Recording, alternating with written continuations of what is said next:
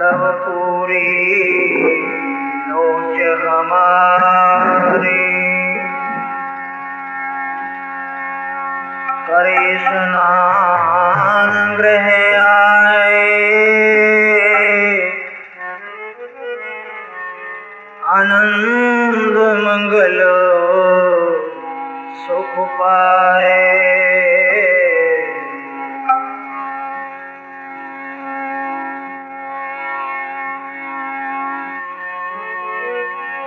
संतो राम नाम निष्करिय,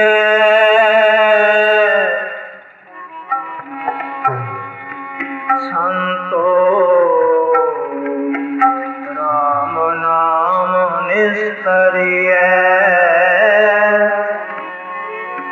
संत का मार्ग, संत का मार्ग, कर्म की पौड़ी,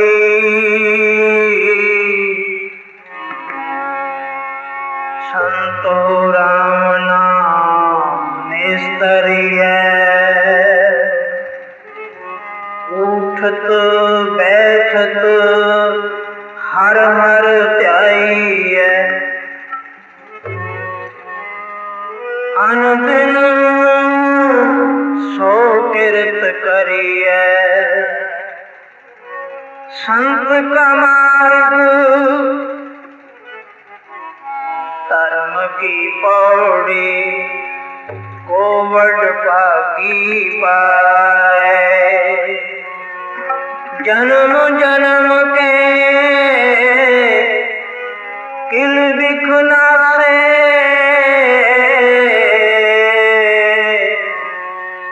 जन्म जन्म के किल बिखना से, हर चरणी चितलाए, हर चरणी चितलाए।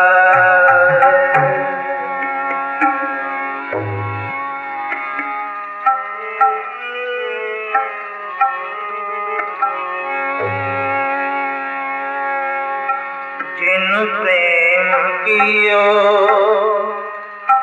तिन ही प्रभु पायो, जिन प्रेम कियो तिन ही प्रभु पायो, जिन प्रेम कियो तिन ही प्रभु पायो, जिन प्रेम कियो तिन ही प्रभु पायो, जिन प्रेम कियो तिन ही प्रभु पायो, जिन प्रेम कियो तिन ही प्रभु पायो, कियो तिन ही प्रभु पायो, प्रेम कियो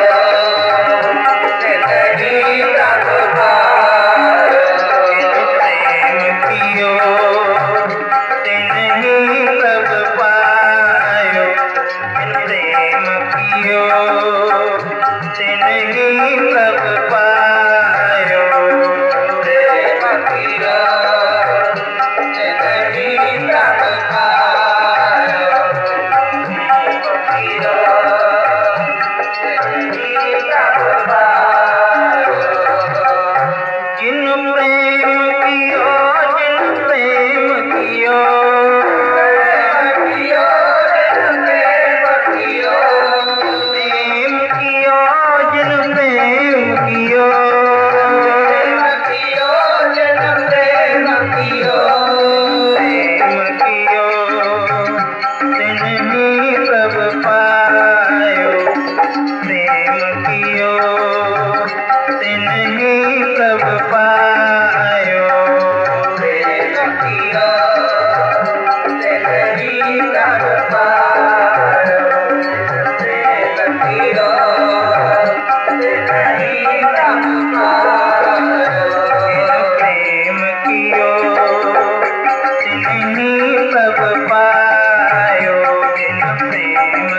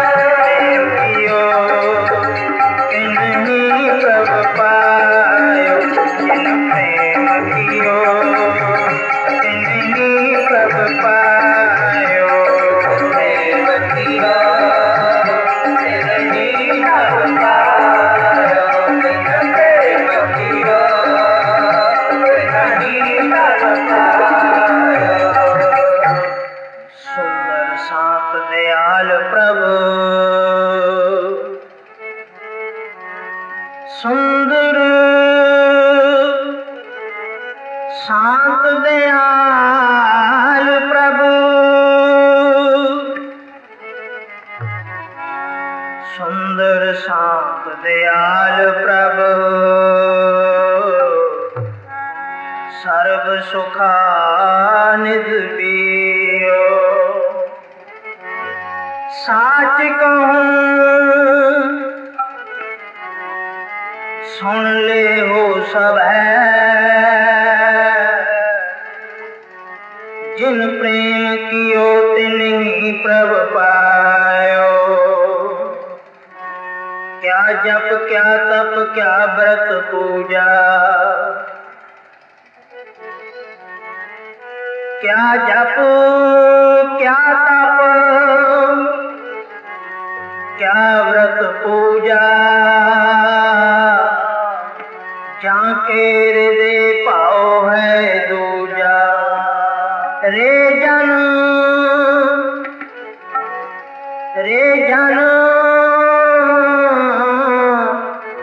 मन माधो स्यों लाइए, रे जन मन माधो स्यों लाइए। रे जन मन माधो स्यों लाइए, चतुराई ना चतुराई त्रिभुज पाई।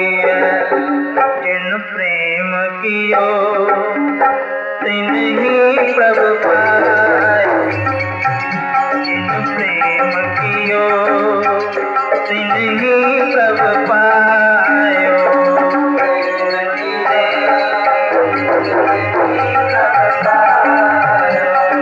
प्रेम कियो तिन ही प्रभु पायो। जिन प्रेम कियो तिन ही प्रभु पायो। जिन प्रेम कियो तिन ही प्रभु पायो।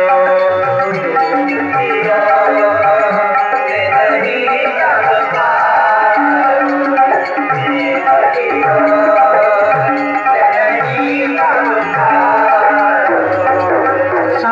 कहूँ सुन ले हो सब। साच कहूँ सुन ले हो सब। साच कहूँ सुन ले हो सब।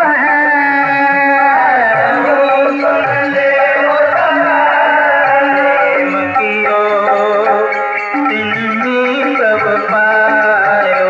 जिन प्रेम कियो तिन ही प्रभु पायो। प्रेम कियो तिन ही प्रभु पायो। जिन प्रेम कियो तिन ही प्रभु पायो।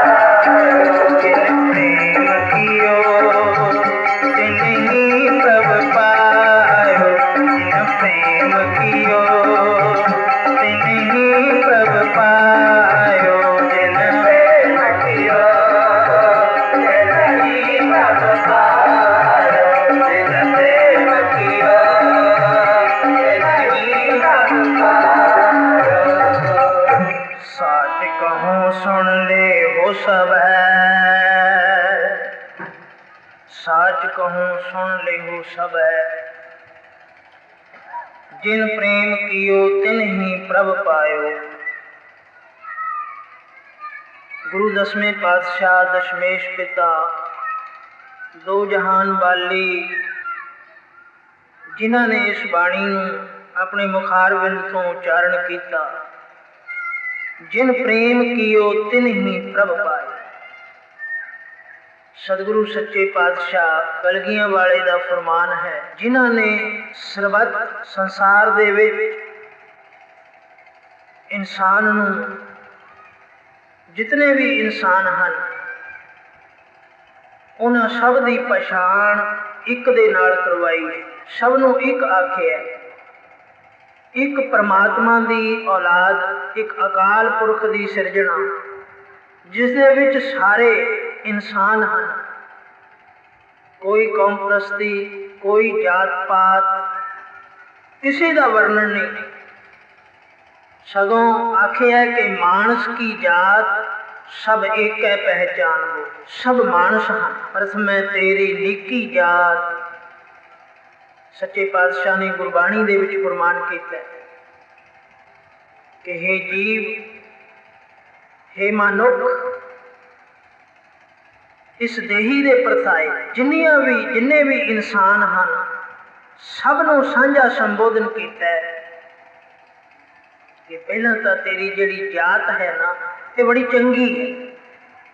किहड़ी जात? कौमां दी गिनती नहीं की, इंसान दी जात, मानस जात। ये मानस देही है ना जिहड़ी, चाहे किन्नियां भी देहियां हन, सब कोई अपने ते उपदेश नूं घटदा करे। साहिब दी बाणी हर एक प्राणी दे उपर घटदी है, हर एक दे लई सांझी है, हर एक दे लई है। चाहे वह मनमुख है, चाहे सन्मुख है, चाहे पापी है, चाहे पुण्य वाला है। सतगुरु की बाणी का उपदेश सब दे लई सांझा है। अगां कोई मनन करे चाहे ना मने, ये उसके अपने कर्म हैं, अपनी बुद्धि है। आप अपनी बुद्ध है जेती, वर्णत भिन्न भिन्न तुहते। जिस तरह की किसी की बुद्धि होंदी है, उस तरह का वह विख्यान नूं वर्णन कर लेंदा है, उस तरह की बनत बना लेंदा है। कोई चंगी, कोई माड़ी, पर गुरु का उपदेश ਚੰਗੇ ਮਾੜੇ ਸਭ ਦੇ ਲਈ ਇੱਕੋ ਬਰਾਬਰ। ਪ੍ਰਥਮੇ ਤੇਰੀ ਨੀਕੀ ਜਾਤ, ਦੁਤੀਆ ਤੇਰੀ ਮੰਨੀਐ ਪਾਤ। हे ਜੀਵ, हे ਮਨੁੱਖ, तेरी ये मानस जाति ਜਿਹੜੀ है ना, मानस तू मानस है, इंसान है, ये बड़ी चंगी है। तेरी खानदानी, तेरी पांत जो चली आउंदी है बड़ी चंगी है, बड़े भागां नाल मिलदी है। सतगुरु की बख्शिश द्वारा बड़े भाग बनते थे। सो ये प्राप्त होई है तेनू मानस देही। सो सतगुरु सच्चे पातशाह ने इस इंसानां नूं सारियां नूं मानस देही नूं साझा उपदेश दिता है। सारियां दे लई एक वस्तु है दुर्लभ, जो सारियां दे लई है, जो मैली नहीं हुंदी। जे पापी पुरुष भी उसनूं कमा लवे, भैड़ा आदमी भी उसनूं कमा लवे, तो वह भी अच्छा हो जाता है, चंगा हो जाता है। परंतु ये वस्तु मैली नहीं हुंदी। ये वस्तु किहड़ी है? दसवें पातशाह ने आखिया प्रेम। प्रेम एक ऐसी वस्तु है, प्यार, जो कदे मैला नहीं हुंदा। सो सबना दे लई आखिया, किसी एक दे लई नहीं आखिया। साच कहो। सतगुरु सच्चे पातशाह कहंदे मैं सच कहंदा। सुन ले हो सब है, सारे सुन लो। सारियां दे विच कौन कौन आ गए, गिणती नहीं की जा सकती। किसी एक कौम दे लई नहीं आखिया, किसी एक खंड दे लई नहीं आखिया, किसी एक इलाके या किसी एक देश दे लई नहीं आखिया। सब है, सभा दे विच सारा ही संसार आ गया। इस दे विच चंगे माड़े भी आ गए, पापी पुन्नी मनमुख गुरमुख सब आ गए। बई सारे ही सुन लो केड़ी गल कि जिन प्रेम कियो तिन ही प्रभ पाए। जिसने भी प्रेम रूपी वस्तु नूं अपने मन विच धार लिया ते प्रेम ते शरधा नूं नाल लैके नाम जपिया, बंदगी कीती है, उसने प्रभु नूं पा लिया, उसने परमात्मा नूं पा लिया। वो वाहिगुरू नूं मिल गया, वो वाहिगुरू दा प्यारा बन गया। सारे उसनूं प्यार करदे होए। दर्शन देखण नामदेव, भलके उठ तर लोचन आवे। भगत करन मिल दोए जने, नामदेव हर चलत सुनावे। नामदेव भगत, नामदेव महापुरख बड़ा गरीब सी, बड़ा ही गरीब।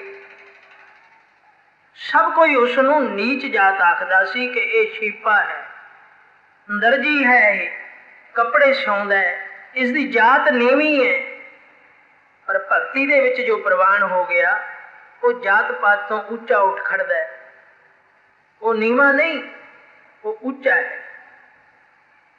गोविंद गोविंद गोविंद संग, नाम देओ मन लीना। आठ दाम को शीपरो होयो लाखीना। इना गरीब सी कि आखिया अद्धा कौडी दा, जिसदा कौडी भी मुल नहीं सी, कोई जानदा ही नहीं सी उसनूं। इतना गरीब ते उस समय दे मुताबिक उसनूं नीच मन्निया जांदा सी। पर होयो लाखीना, लखां दा हो गया, करोड़ां दा हो गया, बेअंत हो गया। बेअंत नूं जप के नीच जात हर जपतियां उत्तम पदवी पाई। जिन्हां नूं नीवें आख्या जांदा सी, नीवी जात दे आख्या जांदा सी, उसने नाम जपिया ते वो उच्ची पदवी वाला बन गया। वो ब्रह्म तो भी उपर चलिया गया। ब्रह्म लोक भी उसनूं नमस्कारां करदे ने। अज बाणी दे विच उन्हां दी बाणी दर्ज है, शब्द दर्ज हन, नाम दर्ज हन। उन्हां ने जो वाहिगुरू दी सिफत कीती है, वो सिफत रूपी शब्द पंजवें पातशाह ने प्रवान कर लए। एक वाहिगुरू की आराधना की है, एक अकाल पुरख की आराधना की। उन्होंने कोई पखंड नहीं किया। गोविंद गोविंद गोविंद संग नाम देओ मन लीना। आठ दाम को शीपरो होयो लाखीना। लखां दा बन गया ओ नामदेव, जिस दे दर्शन करने वास्ते दर्शन देखण नामदेव। भलके उठ तरलोचन आवे। तरलोचन भगत होया। नामदेव दे दर्शन करने वास्ते आउंदा सी रोजाना उसदे घर, जिथे नामदेव बैठ के नाम जपदा सी, बंदगी करदा सी। भगत करन मिल दोए जने, नामदेव हर चलत सुनावे। नामदेव दे कोल आके दोनों जाने मिल के ਸੰਗਤ ਬਣ ਜਾਂਦੀ ਹੈ ਦੋ ਜਾਣਿਆਂ ਦੀ। ਭਾਈ ਗੁਰਦਾਸ ਜੀ ਆਪਣੀ 12 ਵਿੱਚ ਦੱਸਦੇ ਨੇ, ਇੱਕ ਸਿੱਖ ਦੋ ਸਾਧ ਸੰਗ ਪੰਜੀ ਪਰਮੇਸ਼ਰ। ਸਿੱਖ ਇੱਕ ਹੈ, ਦੋ ਜਾਣੇ ਮਿਲ ਗਏ ਤਾਂ ਸੰਗਤ ਬਣ ਗਈ।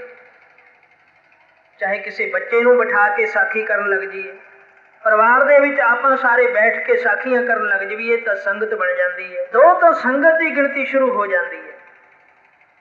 ਇੱਕ ਸਿੱਖ ਦੋ ਸਾਧ ਸੰਗ ਪੰਜੀ ਪਰਮੇਸ਼ਰ, ਤੇ ਫਿਰ ਪੰਜ ਹੋ ਗਏ। ਪੰਜ ਮਿਲ ਗਏ ਤਾਂ ਪਰਮੇਸ਼ਰ ਆਪ ਵਸ ਗਿਆ ਵਿੱਚ। ਸੰਗਤ ਹਰ ਪ੍ਰਭ ਵਸੈ ਜੀਉ। ਸੰਗਤ ਬਣ ਗਈ ਤੇ ਸੰਗਤ ਦੇ ਵਿੱਚ ਫਿਰ ਰੱਬ ਆ ਕੇ ਆਪ ਬੈਠਦਾ ਸਭ ਦੇ ਹਿਰਦਿਆਂ ਦੇ ਵਿੱਚ, ਸੁਣਦਾ ਹੈ, ਆਪ ਦੀ ਸਿਫਤ ਸੁਣਦਾ ਹੈ ਤੇ ਫਿਰ ਨਿਹਾਲ ਕਰਦਾ ਸਭ ਨੂੰ। ਪ੍ਰਸੰਨ ਹੋ ਕੇ ਦਾਤਾਂ ਦਿੰਦਾ, ਬਖਸ਼ਿਸ਼ ਕਰਦਾ, ਵਡਿਆਈਆਂ ਬਖਸ਼ਦਾ, ਨਿਵਾਜਦਾ ਹੈ ਸਭ ਨੂੰ। ਗੁਰੂ ਨਾਨਕ ਸੱਚੇ ਪਾਤਸ਼ਾਹ ਦੀ ਕਿਰਪਾ, ਸਾਧ ਸੰਗਤ, ਆਪਾਂ ਸਾਰੇ ਇਕੱਤਰ ਹੋ ਕੇ ਬੈਠੇ, ਇਹ ਸੰਗਤ ਬਣ ਗਈ। ਸਾਹਿਬ ਆਖਦੇ ਨੇ, ਸੰਗਤ ਕਾ ਗੁਣ ਬਹੁਤ ਅਧਿਕਾਈ, ਪੜ ਸੂਆ ਗਨਕ ਉਦਾਰੇ। ਸੰਗਤ ਦਾ ਗੁਣ ਸਭ ਤੋਂ ਜ਼ਿਆਦਾ ਹੁੰਦਾ। ਸੰਗਤ ਦੇ ਨਾਲ ਮਿਲ ਕੇ ਪ੍ਰਭੂ ਦੇ ਗੁਣ ਗਾਉਣੇ, ਸੰਗਤ ਨਾਲ ਮਿਲ ਕੇ ਕੀਰਤਨ ਕਥਾ ਕਰਨੀ, ਸੁਣਨੀ, ਇਸ ਦਾ ਬੇਅੰਤ ਫਲ ਹੈ, ਬਹੁਤ ਜ਼ਿਆਦਾ ਫਲ ਹੈ। ਸਿਮਰਨ ਕੀਤਿਆਂ ਇਕੱਲੇ ਬੈਠ ਕੇ ਇਤਨਾ ਫਲ ਪ੍ਰਾਪਤ ਨਹੀਂ ਹੁੰਦਾ। ਤਪ ਕੀਤਿਆਂ ਇਹ ਸ਼ਾਂਤੀ ਸੁੱਖ ਸੰਗਤ ਦੇ ਵਿੱਚੋਂ ਜਿਹੜੇ ਮਿਲਦੇ ਨੇ ਨਹੀਂ ਮਿਲਦੇ। ਨਿਉਲੀ ਕਰਮ ਅਸ਼ਟਾਂਗ ਯੋਗ ਜੋ ਕਰਦੇ ਨੇ ਉਹ ਬੜੀ ਤਪੱਸਿਆ ਕਰਦੇ ਨੇ ਭਾਰੀ, ਪਰ ਸਾਧ ਸੰਗਤ ਦੇ ਬਰਾਬਰ ਨਹੀਂ ਹੋ ਸਕਦੇ। ਸੰਗਤ ਕਾ ਗੁਣ ਬਹੁਤ ਅਧਿਕਾਈ, ਪਰ ਸੂਆ ਗਨਕ ਉਦਾਰੇ। ਗਨਕਾਂ ਨੇ ਤੋਤੇ ਦੀ ਸੰਗਤ ਕੀਤੀ ਸੀ ਤੇ ਉਸ ਦਾ ਪਾਰ ਨਿਸਤਾਰਾ ਹੋ ਗਿਆ। ਸੋ ਇੱਕ ਸਿੱਖ ਦੋ ਸਾਧ ਸੰਗ ਪੰਜੀ ਪਰਮੇਸ਼ਰ, ਦੋ ਜਾਣੇ ਮਿਲ ਜਾਣ ਤਾਂ ਸੰਗਤ ਬਣ ਜਾਂਦੀ ਹੈ। ਦਰਸ਼ਨ ਦੇਖਣ ਨਾਮਦੇਵ, ਭਲਕੇ ਉਠ ਤਰਲੋਚਨ ਆਵੈ। ਭਗਤ ਕਰਨ ਮਿਲ ਦੋਏ ਜਾਣੇ, ਨਾਮਦੇਵ ਹਰ ਚਲਤ ਸੁਣਾਵੈ। ਦੋਏ ਜਾਣੇ ਮਿਲ ਕੇ ਭਗਤੀ ਕਰਦੇ ਹਨ। ਨਾਮਦੇਵ ਸਾਖੀਆਂ ਸੁਣਾਉਂਦਾ ਹੈ, ਹਰੀ ਪਰਮੇਸ਼ਰ ਦੇ ਚਲਤ ਦੱਸਦਾ ਹੈ, ਉਸ ਨੂੰ ਕੌਤਕ ਦੱਸਦਾ ਹੈ ਕਿ ਪਰਮੇਸ਼ਰ ਕਿੱਡਾ ਵੱਡਾ ਹੈ। ਤਰਲੋਚਨ ਪਰਮੇਸ਼ਰ ਬੇਅੰਤ ਹੈ, ਉਸ ਦੇ ਕੌਤਕ ਅਸਚਰਜ ਹਨ। ਜਿਵੇਂ ਜਿਵੇਂ ਤਰਲੋਚਨ ਉਹਨਾਂ ਕੌਤਕਾਂ ਨੂੰ ਸੁਣਦਾ ਹੈ, ਉਸ ਚਲਤ ਨੂੰ ਦੇਖਦਾ ਹੈ, ਸੁਣਦਾ ਹੈ, ਤੇ ਫਿਰ ਉਸ ਦੀ ਲਿਵ ਲੱਗਦੀ ਜਾਂਦੀ, ਉਸ ਦੇ ਅੰਦਰ ਵੀ ਪਿਆਰ ਜਾਗਦਾ ਹੈ, ਪ੍ਰੇਮ ਪੈਦਾ ਹੁੰਦਾ ਹੈ। ਇਹ ਪ੍ਰੇਮ ਦੀ ਵਸਤੂ ਸੰਗਤ ਦੇ ਵਿੱਚੋਂ ਪ੍ਰਾਪਤ ਹੁੰਦੀ। ਸੰਗਤ ਕਾ ਗੁਣ ਬਹੁਤ ਅਧਿਕਾਈ, ਸੰਗਤ ਦੇ ਵਿੱਚੋਂ ਜੋ ਦਾਤਾਂ ਪ੍ਰਾਪਤ ਹੁੰਦੀਆਂ ਉਹ ਇਕੱਲੇ ਬੈਠ ਕੇ ਤਪੱਸਿਆ ਕਰਨ ਦੇ ਵਿੱਚ ਪ੍ਰਾਪਤ ਨਹੀਂ ਹੁੰਦੀ। ਸੋ ਭਗਤ ਕਰਨ ਮਿਲ ਦੋਏ ਜਾਣੇ, ਦੋਏ ਜਾਣੇ ਮਿਲ ਕੇ ਭਗਤੀ ਕਰਦੇ ਨੇ। ਨਾਮਦੇਵ ਹਰ ਚਲਤ ਸੁਣਾਵੈ। ਨਾਮਦੇਵ ਕੌਤਕ ਦੱਸਦਾ, ਪਰਮਾਤਮਾ ਦੀਆਂ ਸਾਖੀਆਂ ਸੁਣਾਉਂਦਾ ਹੈ ਤੇ ਤਰਲੋਚਨ ਨੂੰ ਲਿਵ ਲੱਗ ਗਈ। ਐਸੀ ਲਿਵ ਲੱਗੀ, ਐਸਾ ਪ੍ਰੇਮ ਵਸਤੂ ਪ੍ਰਾਪਤ ਹੋਈ, ਐਸਾ ਵੈਰਾਗ ਮਿਲਿਆ ਤੇ ਫਿਰ ਅੰਦਰ ਅਰਦਾਸ ਪੈਦਾ ਹੋ ਗਈ। ਬੇਨਤੀ ਕਰਨ ਲੱਗੇ, ਮੇਰੀ ਪੀ ਕਰ ਬੇਨਤੀ, ਹੇ ਨਾਮਦੇਵ, ਹੇ ਮਹਾਪੁਰਖ, ਜੋ ਰੰਗ ਤੈਨੂੰ ਲੱਗਿਆ ਪਰਮਾਤਮਾ ਤੋਂ, ਤੂੰ ਰੋਜ਼ਾਨਾ ਰੱਬ ਦੇ ਦਰਸ਼ਨ ਕਰਦਾ ਹੈ। ਨਾਮਦੇਵ ਨੇ ਆਖਿਆ, ਹਾਂ ਮੈਂ ਪਰਮਾਤਮਾ ਦੇ ਦਰਸ਼ਨ ਕਰਦਾ, ਮੈਂ ਉਸ ਬੇਅੰਤ ਨੂੰ ਜ਼ਰਰੇ ਜ਼ਰਰੇ ਦੇ ਵਿੱਚ ਤੱਕਦਾ, ਹਰ ਪਾਸੇ ਮੈਨੂੰ ਉਸੇ ਦਾ ਹੀ ਨੂਰ ਦਿਸਦਾ ਹੈ। ਤਰਲੋਚਨ, ਮੈਂ ਉਸ ਬੇਪਰਵਾਹ ਨੂੰ ਜਪ ਜਪ ਕੇ ਆਪ ਵੀ ਬੇਪਰਵਾਹ ਹੋ ਗਿਆ। ਮੈਨੂੰ ਕੋਈ ਚਿੰਤਾ ਨਹੀਂ ਰਹੀ, ਕੋਈ ਫਿਕਰ ਨਹੀਂ ਰਿਹਾ। ਜਿਨ ਨਿਰਭਉ ਜਿਨ ਹਰ ਨਿਰਭਉ ਧਿਆਇਆ ਜੀ, ਤਿਨ ਕਾ ਭਾਉ ਸਭ ਗਵਸ। ਇਹ ਠੀਕ ਹੈ ਕਿ ਜਿਸਨੇ ਉਸ ਨਿਰਭਉ ਦੀ ਸ਼ਰਨ ਲਈ, ਜਿਸਨੇ ਉਸ ਨਿਰਭਉ ਵਾਹਿਗੁਰੂ ਨੂੰ ਜਪਿਆ, ਉਸ ਦਾ ਵੀ ਡਰ ਦੂਰ ਹੋ ਜਾਂਦਾ ਹੈ। ਉਹ ਵੀ ਡਰਦਾ ਨਹੀਂ ਕਿਸੇ ਤੋਂ, ਨਾ ਹੀ ਕਿਸੇ ਨੂੰ ਡਰਾਉਂਦਾ ਹੈ। ਉਸ ਦੇ ਅੰਦਰ ਪ੍ਰੇਮ ਵਸਤੂ ਪੈਦਾ ਹੋ ਜਾਂਦੀ ਹੈ। ਜਿਸਨੇ ਵੀ ਪ੍ਰੇਮ ਕੀਤਾ ਉਸਨੇ ਪ੍ਰਭੂ ਨੂੰ ਪਾ ਲਿਆ। ਸੋ ਇਹ ਪ੍ਰੇਮ ਆ ਵਸਿਆ ਹੁਣ ਤਰਲੋਚਨ ਦੇ ਮਨ ਵਿੱਚ। ਭਗਤ ਕਰਨ ਮਿਲ ਦੋਏ ਜਣੇ, ਨਾਮਦੇਵ ਹਰ ਚਲਤ ਸੁਣਾਵੈ। ਤੇ ਫਿਰ ਤਰਲੋਚਨ ਦੇ ਅੰਦਰ ਜਦੋਂ ਵੈਰਾਗ ਪੈਦਾ ਹੋ ਗਿਆ, ਚਲਤ ਦੇਖ ਦੇਖ ਕੇ, ਸੁਣ ਸੁਣ ਕੇ, ਤਾਂ ਉਸਨੇ ਆਖਿਆ ਨਾਮਦੇਵ ਦੇ ਅੱਗੇ, ਨਾਮਦੇਵ ਦੇ ਅੱਗੇ ਬੇਨਤੀ ਕਰਨ ਵਾਸਤੇ ਖੜਾ ਹੋ ਗਿਆ। ਅੱਖਾਂ ਦੇ ਵਿੱਚੋਂ, ਨੇਤਰਾਂ ਦੇ ਵਿੱਚੋਂ ਜਲ ਵਰਸ ਰਿਹਾ ਤੇ ਬੇਨਤੀ ਕਰਦਾ, ਹੇ ਨਾਮਦੇਵ,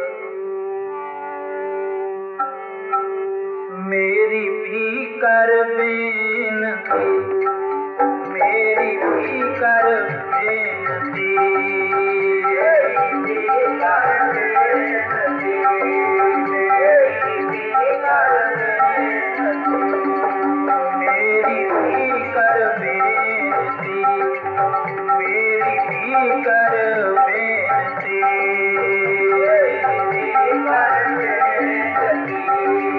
मेरी भी कर बेनती, मेरी भी कर बेनती, मेरी भी कर बेनती,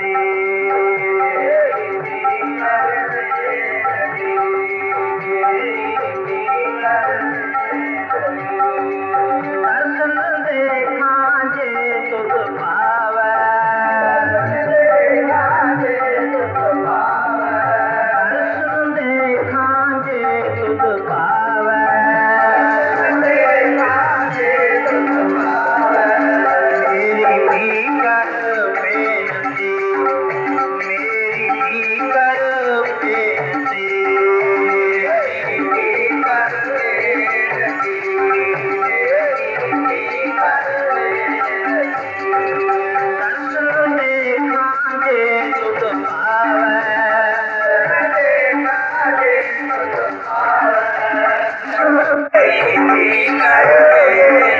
बेनती, मेरी भी कर बेनती।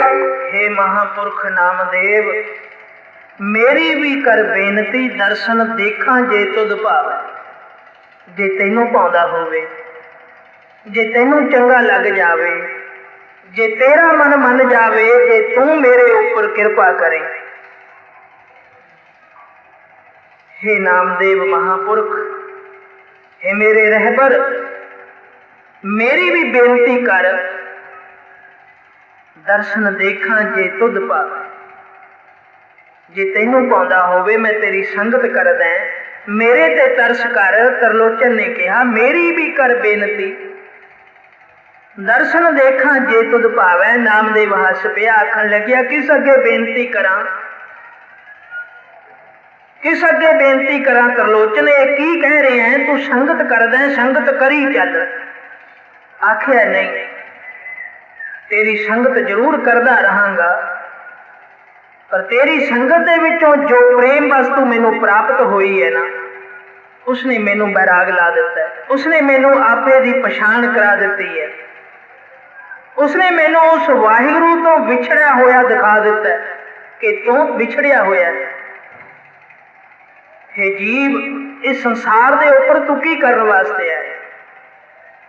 जदों जीव नूं नाम जपदे आ, संगत करदे आ, उस वाहिगुरू दा ख्याल आउंदा है तां फिर प्रेम वस्तु प्राप्त हुंदी है किरपा द्वारा, ते उसनूं फिर बैराग जरूर हो जांदा है, फिर वो रह नहीं सकदा। वो लोचदा है कि मैनूं किवें दर्शन होण, मैं किवें उस वाहिगुरू नूं मिलां, मैं गुरु नानक सच्चे पातशाह दे दर्शन किवें करां, क्योंकि वो मेरा पिता है, वो साडा बाप है। सो पुत्र विछड़ जावे बाप तो, कितों भी कंसोल उसनूं मिल जावे, तां फिर वो दौड़दा है कि अपने बाप नूं मिलां, अपने पिता नूं मिलां। सो महापुरखां दी संगत करन दे नाल ये प्रेम वस्तु प्राप्त हुंदी है, ते फिर सानूं वाहिगुरू नूं मिलण वास्ते अंदर चाह पैदा हुंदा है, ते संगत दे विचों फिर नाम दी दात प्राप्त हुंदी है। उसनूं जप जप के अंदरों पाप धोते जांदे है, मन निर्मल हो जाता है, ते दर्शन दी प्यास जाग पैंदी है। इस प्यास दे नाल शरीर खराब नहीं हुंदा, इस प्यास दे नाल सगों शरीर निर्मल हुंदा। वाहिगुरू दे दर्शनां दी आशा करन दे नाल सारियां ही आशा पूरीआं हो जांदियां। गुरसिख वाहिगुरू दे पासों मंगे की मंगे, गुरु नानक सच्चे पातशाह दे चरनां तो गुरु नानक सच्चे पातशाह दे दर्शन ही मंगे। जे वाहिगुरू गुरु नानक सच्चे पातशाह दे दर्शन हो जाण ते फिर कोई गल पिछे अधूरी तां रह नहीं जांदी। जिथे गुरु नानक सच्चे पातशाह दे दर्शन हन, गुरु नानक सच्चे पातशाह दा जिस हिरदे विच नाम है, जिथे गुरु नानक सच्चे पातशाह प्राप्त हन, गुरु नानक सच्चे पातशाह दा जिस हिरदे विच शरीर विच प्यार है, ਦਰਸ਼ਨਾਂ ਦੀ ਤਾਂਘ ਹੈ, ਦਰਸ਼ਨ ਕਰਦਾ ਹੈ ਤੇ ਉੱਥੇ ਕੋਈ ਵੀ ਵਸਤੂ ਦੂਰ ਨਹੀਂ ਰਹਿ ਜਾਂਦੀ, ਉੱਥੇ ਬਰਕਤਾਂ ਹੀ ਬਰਕਤਾਂ ਨੇ। ਉਸਨੂੰ ਕੋਈ ਵੀ ਦਾਤ ਮੰਗਣ ਦੀ ਲੋੜ ਨਹੀਂ, ਉੱਥੇ ਸਾਰੀਆਂ ਹੀ ਦਾਤਾਂ ਆ ਵਸਦੀਆਂ। ਇੱਕ ਵਾਹਿਗੁਰੂ ਦਾ ਦਰਸ਼ਨ ਮੰਗੀਏ ਤਾਂ ਫਿਰ ਬਰਕਤਾਂ ਪੈਣ ਲੱਗ ਜਾਂਦੀਆਂ। ਰਿੱਧ ਸਿੱਧ ਦੀਨੇ ਕਰਤੇ ਤੋਟ ਨਾ ਆਵੈ ਕਾਈ ਰਾਮ, ਖਾਤ ਖਰਚਤ ਬਿਲਸ਼ਤ ਸੁਖ ਪਾਇਆ, ਕਰਤੇ ਕੀ ਦਾਤ ਸਵਾਈ ਰਾਮ। ਤੇ ਫਿਰ ਇਹ ਦਾਤ ਸਵਾਈ ਨਿਖੁੱਟ ਨਾ ਜਾਈ, ਅੰਤਰਜਾਮੀ ਪਾਇਆ। ਸੋ ਅੰਤਰਜਾਮੀ ਜਿਸ ਨੂੰ ਮਿਲ ਗਿਆ ਤੇ ਉਸ ਨੂੰ ਇਹ ਸਵਾਈ ਦਾਤ ਜੋ ਕਦੇ ਵੀ ਨਿਖੁੱਟਦੀ ਨਹੀਂ, ਜਿਸ ਵਿੱਚ ਘਾਟਾ ਨਹੀਂ ਪੈਂਦਾ, ਸੋ ਇਹ ਪ੍ਰੇਮ ਦੀ ਕਣੀ ਤਰਲੋਚਨ ਦੇ ਮਨ ਵਿੱਚ ਬਸੀ ਤੇ ਉਸ ਅੰਤਰਜਾਮੀ ਨੂੰ ਪਾਉਣ ਵਾਸਤੇ ਮਹਾਂਪੁਰਖ ਨਾਮਦੇਵ ਦੇ ਅੱਗੇ ਬੇਨਤੀ ਕਰਦਾ ਹੈ, ਮੇਰੀ ਵੀ ਕਰ ਬੇਨਤੀ, ਦਰਸ਼ਨ ਦੇਖਾਂ ਜੇ ਤੁਧ ਭਾਵੈ। ਤਰਲੋਚਨ ਕਿਸ ਦੇ ਅੱਗੇ ਬੇਨਤੀ ਕਰਾਂ ਤਾਂ ਆਖਦਾ ਠਾਕਰ ਜੀ ਨੂੰ ਪੁੱਛਿਓ, ਠਾਕਰ ਜੀ ਨੂੰ ਪੁੱਛਿਓ, ਠਾਕਰ ਜੀ ਨੂੰ ਪੁੱਛਿਓ,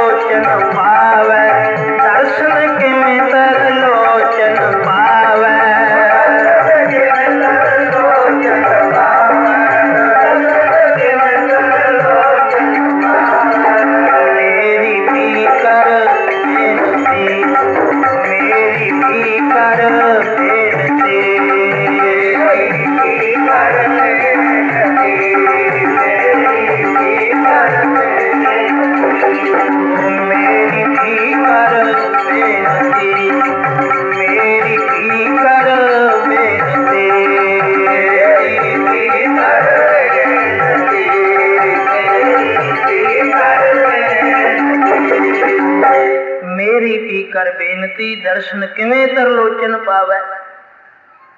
ਨਾਮਦੇਵ ਨੇ ਆਖਿਆ ਕਿਸ ਅੱਗੇ ਬੇਨਤੀ ਕਰਾਂ। ਕਹਿਣ ਲੱਗਿਆ ਜਿਸ ਦੇ ਦਰਸ਼ਨ ਤੂੰ ਕਰਦਾ ਹੈ, ਜਿਸ ਦੇ ਚਲਤ ਦਿਖਾਉਂਦਾ ਹੈ। ਤਾਂ ਨਾਮਦੇਵ ਨੇ ਪੁੱਛੇ ਉਸ ਨਾਮਦੇਵ ਨੇ ਦੇਹਰੇ ਵਿੱਚ ਜਾ ਕੇ ਜਿਸ ਵੇਲੇ ਪ੍ਰਾਤଃ ਕਾਲ ਉਚਾਰੀ, ਦਰਸ਼ਨ ਹੋਏ ਠਾਕਰ ਦੇ, ਫਿਰ ਠਾਕਰ ਜੀ ਨੂੰ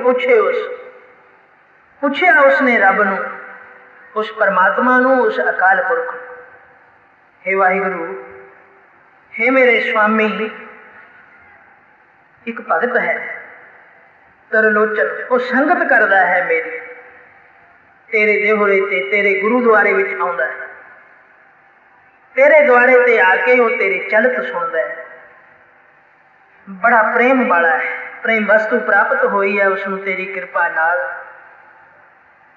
ਸੋ ਕਿਵੇਂ ਦਰਸ਼ਨ ਕਰੇ ਤੇਰੇ, ਦਰਸ਼ਨ ਕਿਵੇਂ ਤਰਲੋਚਨ ਪਾਵੈ, ਤਰਲੋਚਨ ਨੂੰ ਕਿਵੇਂ ਮਿਲੋਗੇ। ਕਿਰਪਾ ਕਰੋ, ਮਿਹਰ ਕਰੋ, ਉਸਨੂੰ ਵੀ ਦਰਸ਼ਨ ਦੇ ਦਿਓ। ਠਾਕਰ ਜੀ ਨੂੰ ਪੁੱਛਿਆ ਠਾਕਰ ਨੂੰ, ਦਰਸ਼ਨ ਕਿਵੇਂ ਤਰਲੋਚਨ ਪਾਵੈ। ਹੱਸ ਕੇ ਠਾਕਰ ਬੋਲਿਆ, ਭਗਤਾਂ ਦੇ ਨਾਲ ਇਉਂ ਇਸ ਤਰੀਕੇ ਨਾਲ ਠਾਕਰ ਵਚਨ ਬਿਲਾਸ ਖੁੱਲੇ ਕਰਦਾ ਹੈ, ਜਿਨ੍ਹਾਂ ਦੇ ਅੰਦਰ ਪ੍ਰੇਮ ਦੀ ਕਣੀ ਹੈ, ਜੋ ਨਿਤਨੇਮ ਕਰਦੇ ਨੇ, ਜੋ ਗੁਰੂ ਕੇ ਹੁਕਮ ਨੂੰ ਮੰਨ ਕੇ ਗੁਰੂ ਕੇ ਭਾਣੇ ਵਿੱਚ ਚੱਲਦੇ ਨੇ, ਉਹਨਾਂ ਦੇ ਨਾਲ ਵਾਹਿਗੁਰੂ ਅਕਾਲ ਪੁਰਖ ਪਰਮਾਤਮਾ ਇਉਂ ਵਚਨ ਕਰਦਾ ਹੈ ਜਿਸ ਤਰ੍ਹਾਂ ਇੱਕ ਦੂਜੇ ਦੇ ਨਾਲ ਆਪਾਂ ਗੱਲਾਂ ਕਰਦੇ। ਸੋ ਭਗਤਾਂ ਦੇ ਨਾਲ, ਗੁਰਸਿੱਖਾਂ ਦੇ ਨਾਲ, ਗੁਰਮੁਖਾਂ ਦੇ ਨਾਲ, ਪਿਆਰ ਵਾਲੇ ਜਪਣ ਵਾਲਿਆਂ ਦੇ ਨਾਲ ਵਾਹਿਗੁਰੂ ਇਸੇ ਤਰ੍ਹਾਂ ਗੱਲਬਾਤ ਕਰਦਾ। ਹੱਸ ਕੇ ਠਾਕਰ ਬੋਲਿਆ, ਤੁਸ ਤਰਲੋਚਨ ਮੈਂ ਮੋਹਿ ਲਾਵੈ। ਵਾਹਿਗੁਰੂ ਹੱਸ ਕੇ ਬੋਲਿਆ, ਨਾਮਦੇਵ, ਇਹ ਠੀਕ ਹੈ ਕਿ ਉਹ ਤੇਰੀ ਸੰਗਤ ਕਰਦਾ ਹੈ, ਉਹ ਮੇਰੇ ਕੌਤਕਾਂ ਨੂੰ ਸੁਣਦਾ ਹੈ, ਉਸ ਦੇ ਅੰਦਰ ਲਿਵ ਲੱਗੀ। ਨਾਮਦੇਵ, ਉਸ ਦੇ ਅੰਦਰ ਨਿਮਰਤਾ ਆਉਣੀ ਚਾਹੀਦੀ ਹੈ, ਪ੍ਰੇਮ ਪਿਆਰ ਆਉਣਾ ਚਾਹੀਦਾ ਹੈ। ਉਸਨੂੰ ਜਪਣ ਦੇ ਮਾਰਗ ਤੇ ਲਾ ਤੇ ਉਸਨੂੰ ਸੇਵਾ ਦੇ ਵਿੱਚ ਲਾ। ਸੇਵਾ ਸਭ ਤੋਂ ਵੱਡੀ, ਸਿਮਰਨ ਤੇ ਸੇਵਾ ਇਹ ਸਾਧ ਸੰਗਤ ਵਿੱਚੋਂ ਪ੍ਰਾਪਤ ਹੁੰਦੀਆਂ ਦਾਤਾਂ, ਜੋ ਤਪ ਕੀਤਿਆਂ ਪ੍ਰਾਪਤ ਨਹੀਂ ਹੁੰਦੀਆਂ। ਅਣਮੁੱਲੀਆਂ ਦਾਤਾਂ ਹਨ। ਬੈਰਾਗ, ਪ੍ਰੇਮ, ਪਿਆਰ, ਸ਼ਰਧਾ, ਭਾਵਨਾ, ਸੇਵਾ, ਸਿਮਰਨ, ਇਹ ਸਾਰੀਆਂ ਦਾਤਾਂ ਸਾਧ ਸੰਗਤ ਦੇ ਵਿੱਚੋਂ ਪ੍ਰਾਪਤ ਹੁੰਦੀਆਂ, ਹੋਰ ਕਿਤੋਂ ਨਹੀਂ। ਤੇ ਜੇ ਹੋਰ ਕਿਸੇ ਤਰੀਕੇ ਮਿਲ ਵੀ ਜਾਵੇ ਕੋਈ ਇੱਕ ਅੱਧੀ ਦਾਤ ਤਾਂ ਬੜੀ ਤਪੱਸਿਆ ਕਰਕੇ, ਪਰ ਸੰਗਤ ਦੇ ਵਿੱਚੋਂ ਸਹਿਜੇ ਹੀ ਪ੍ਰਾਪਤ ਹੋ ਜਾਂਦੀਆਂ। ਗੁਰੂ ਅੰਗਦ ਦੇਵ ਜੀ ਸੱਚੇ ਪਾਤਸ਼ਾਹ ਗੁਰਗੱਦੀ ਤੇ ਬਿਰਾਜਮਾਨ, ਬੜੀਆਂ ਸਿੱਖ ਸੰਗਤਾਂ ਦਰਸ਼ਨ ਕਰਨ ਵਾਸਤੇ ਆਉਂਦੀਆਂ। ਤਾਂ ਇੱਕ ਦਿਨ ਦੱਸਦੇ ਹੈ, ਦੂਜੇ ਪਾਤਸ਼ਾਹ ਦੀ ਸੰਗਤ ਦੇ ਵਿੱਚ ਦਰਸ਼ਨ ਕਰਨ ਵਾਸਤੇ ਇੱਕ ਸਿੱਧ ਆਇਆ। ਸਿੱਧ ਜਿਸਨੇ ਗੁਰੂ ਨਾਨਕ ਸੱਚੇ ਪਾਤਸ਼ਾਹ ਦੇ ਵੀ ਦਰਸ਼ਨ ਕੀਤੇ ਹੋਏ ਸਨ। ਸੋ ਉਹ ਪਰਖ ਕਰਨ ਵਾਸਤੇ ਆਇਆ ਦੂਜੇ ਪਾਤਸ਼ਾਹ ਦੀ, ਕਿ ਦੇਖਾਂ ਇਹ ਵੀ ਗੁਰੂ ਨਾਨਕ ਸੱਚੇ ਪਾਤਸ਼ਾਹ ਵਰਗੇ ਹਨ।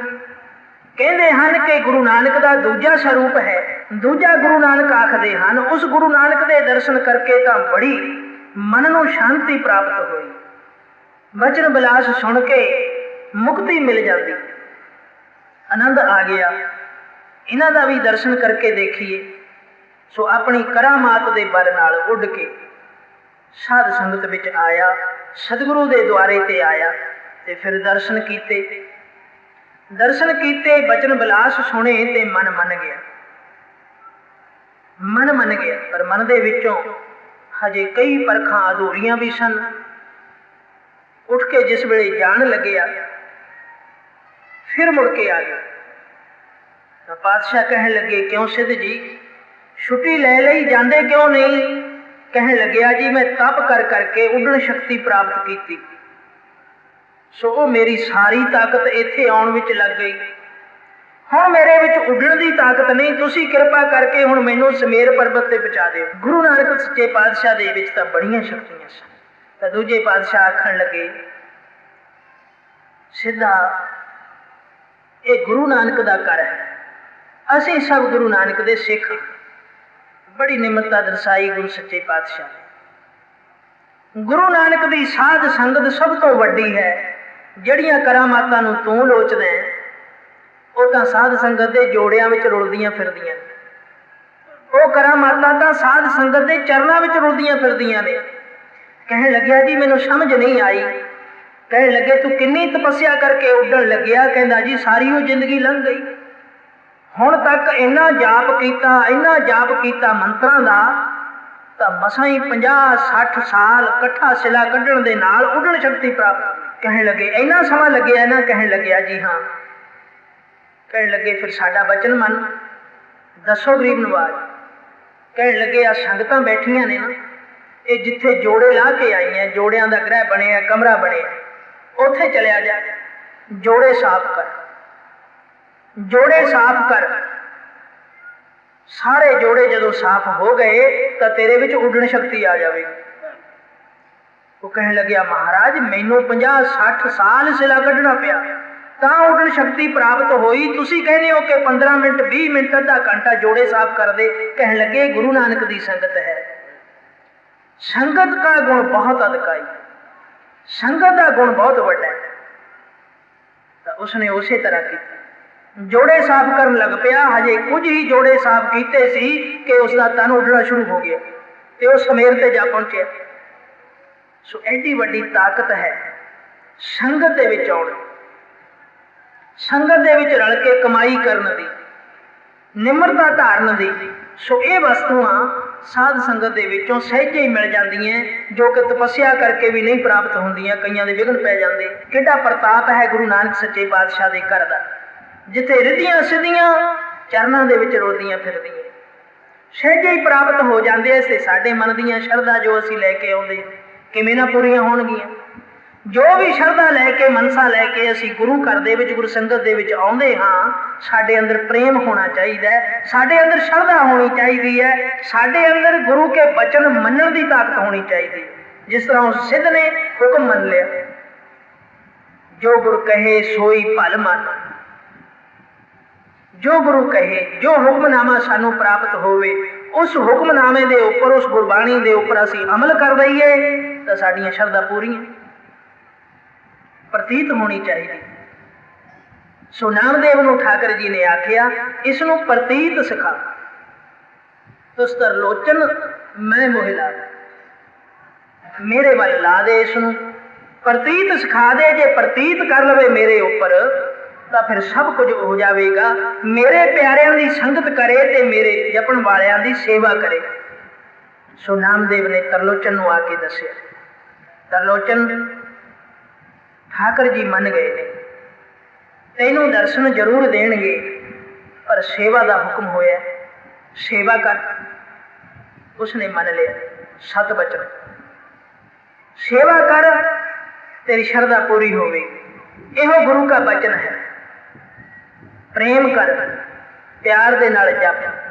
ਆਏ ਭਗਤਾਂ ਦੀ, ਗੁਰਸਿੱਖਾਂ ਦੀ, ਗੁਰਮੁਖਾਂ ਦੀ, ਮਹਾਂਪੁਰਖਾਂ ਦੀ ਸੇਵਾ ਕਰ। ਸੋ ਨਾਮਦੇਵ ਤਾਂ ਗਰੀਬ ਬਹੁਤ ਸੀ, ਸੰਪਤ ਕਰਕੇ, ਤੇ ਤਰਲੋਚਨ ਸਰਦਾ ਵਰਦਾ ਸੀ, ਪੈਸੇ ਵਾਲਾ ਸੀ। ਤਾਂ ਉਸਨੇ ਬਚਨ ਮੰਨ ਲਿਆ। ਬਚਨ ਮੰਨ ਕੇ ਉਹ ਘਰ ਦੇ ਵਿੱਚ ਮਹਾਂਪੁਰਖਾਂ ਨੂੰ ਲਿਆਉਂਦਾ, ਗੁਰਸਿੱਖਾਂ ਨੂੰ ਲਿਆਉਂਦਾ, ਗੁਰਮੁਖਾਂ ਨੂੰ ਭਾਲ ਕੇ ਲਿਆਉਂਦਾ।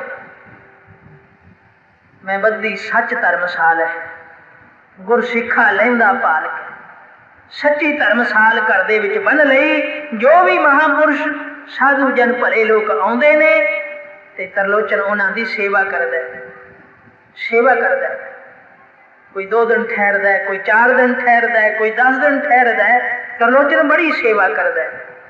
ਤਰਲੋਚਨ ਦੀ ਘਰਵਾਲੀ ਉਹ ਵੀ ਸੇਵਾ ਕਰਦੀ। ਜਿਸ ਵੇਲੇ ਰਿਸ਼ੀਆਂ ਮੁਨੀਆਂ ਭਲੇ ਲੋਕਾਂ ਮਹਾਂਪੁਰਖਾਂ ਨੂੰ ਕਾਫੀ ਦੂਰ ਤੱਕ ਉਸਦੀ ਸ਼ੋਭਾ ਸੁਣੀ ਕਿ ਵੀ ਤਰਲੋਚਨ ਹੈ ਜੋ ਭੰਡਾਰਾ ਕਰਦਾ, ਜੋ ਭੋਜਨ ਛਕਾਉਂਦਾ, ਸਾਧੂਆਂ ਦੀ ਸੇਵਾ ਕਰਦਾ, ਤੇ ਸਾਧੂ ਆਉਣੇ ਸ਼ੁਰੂ ਹੋ ਗਏ।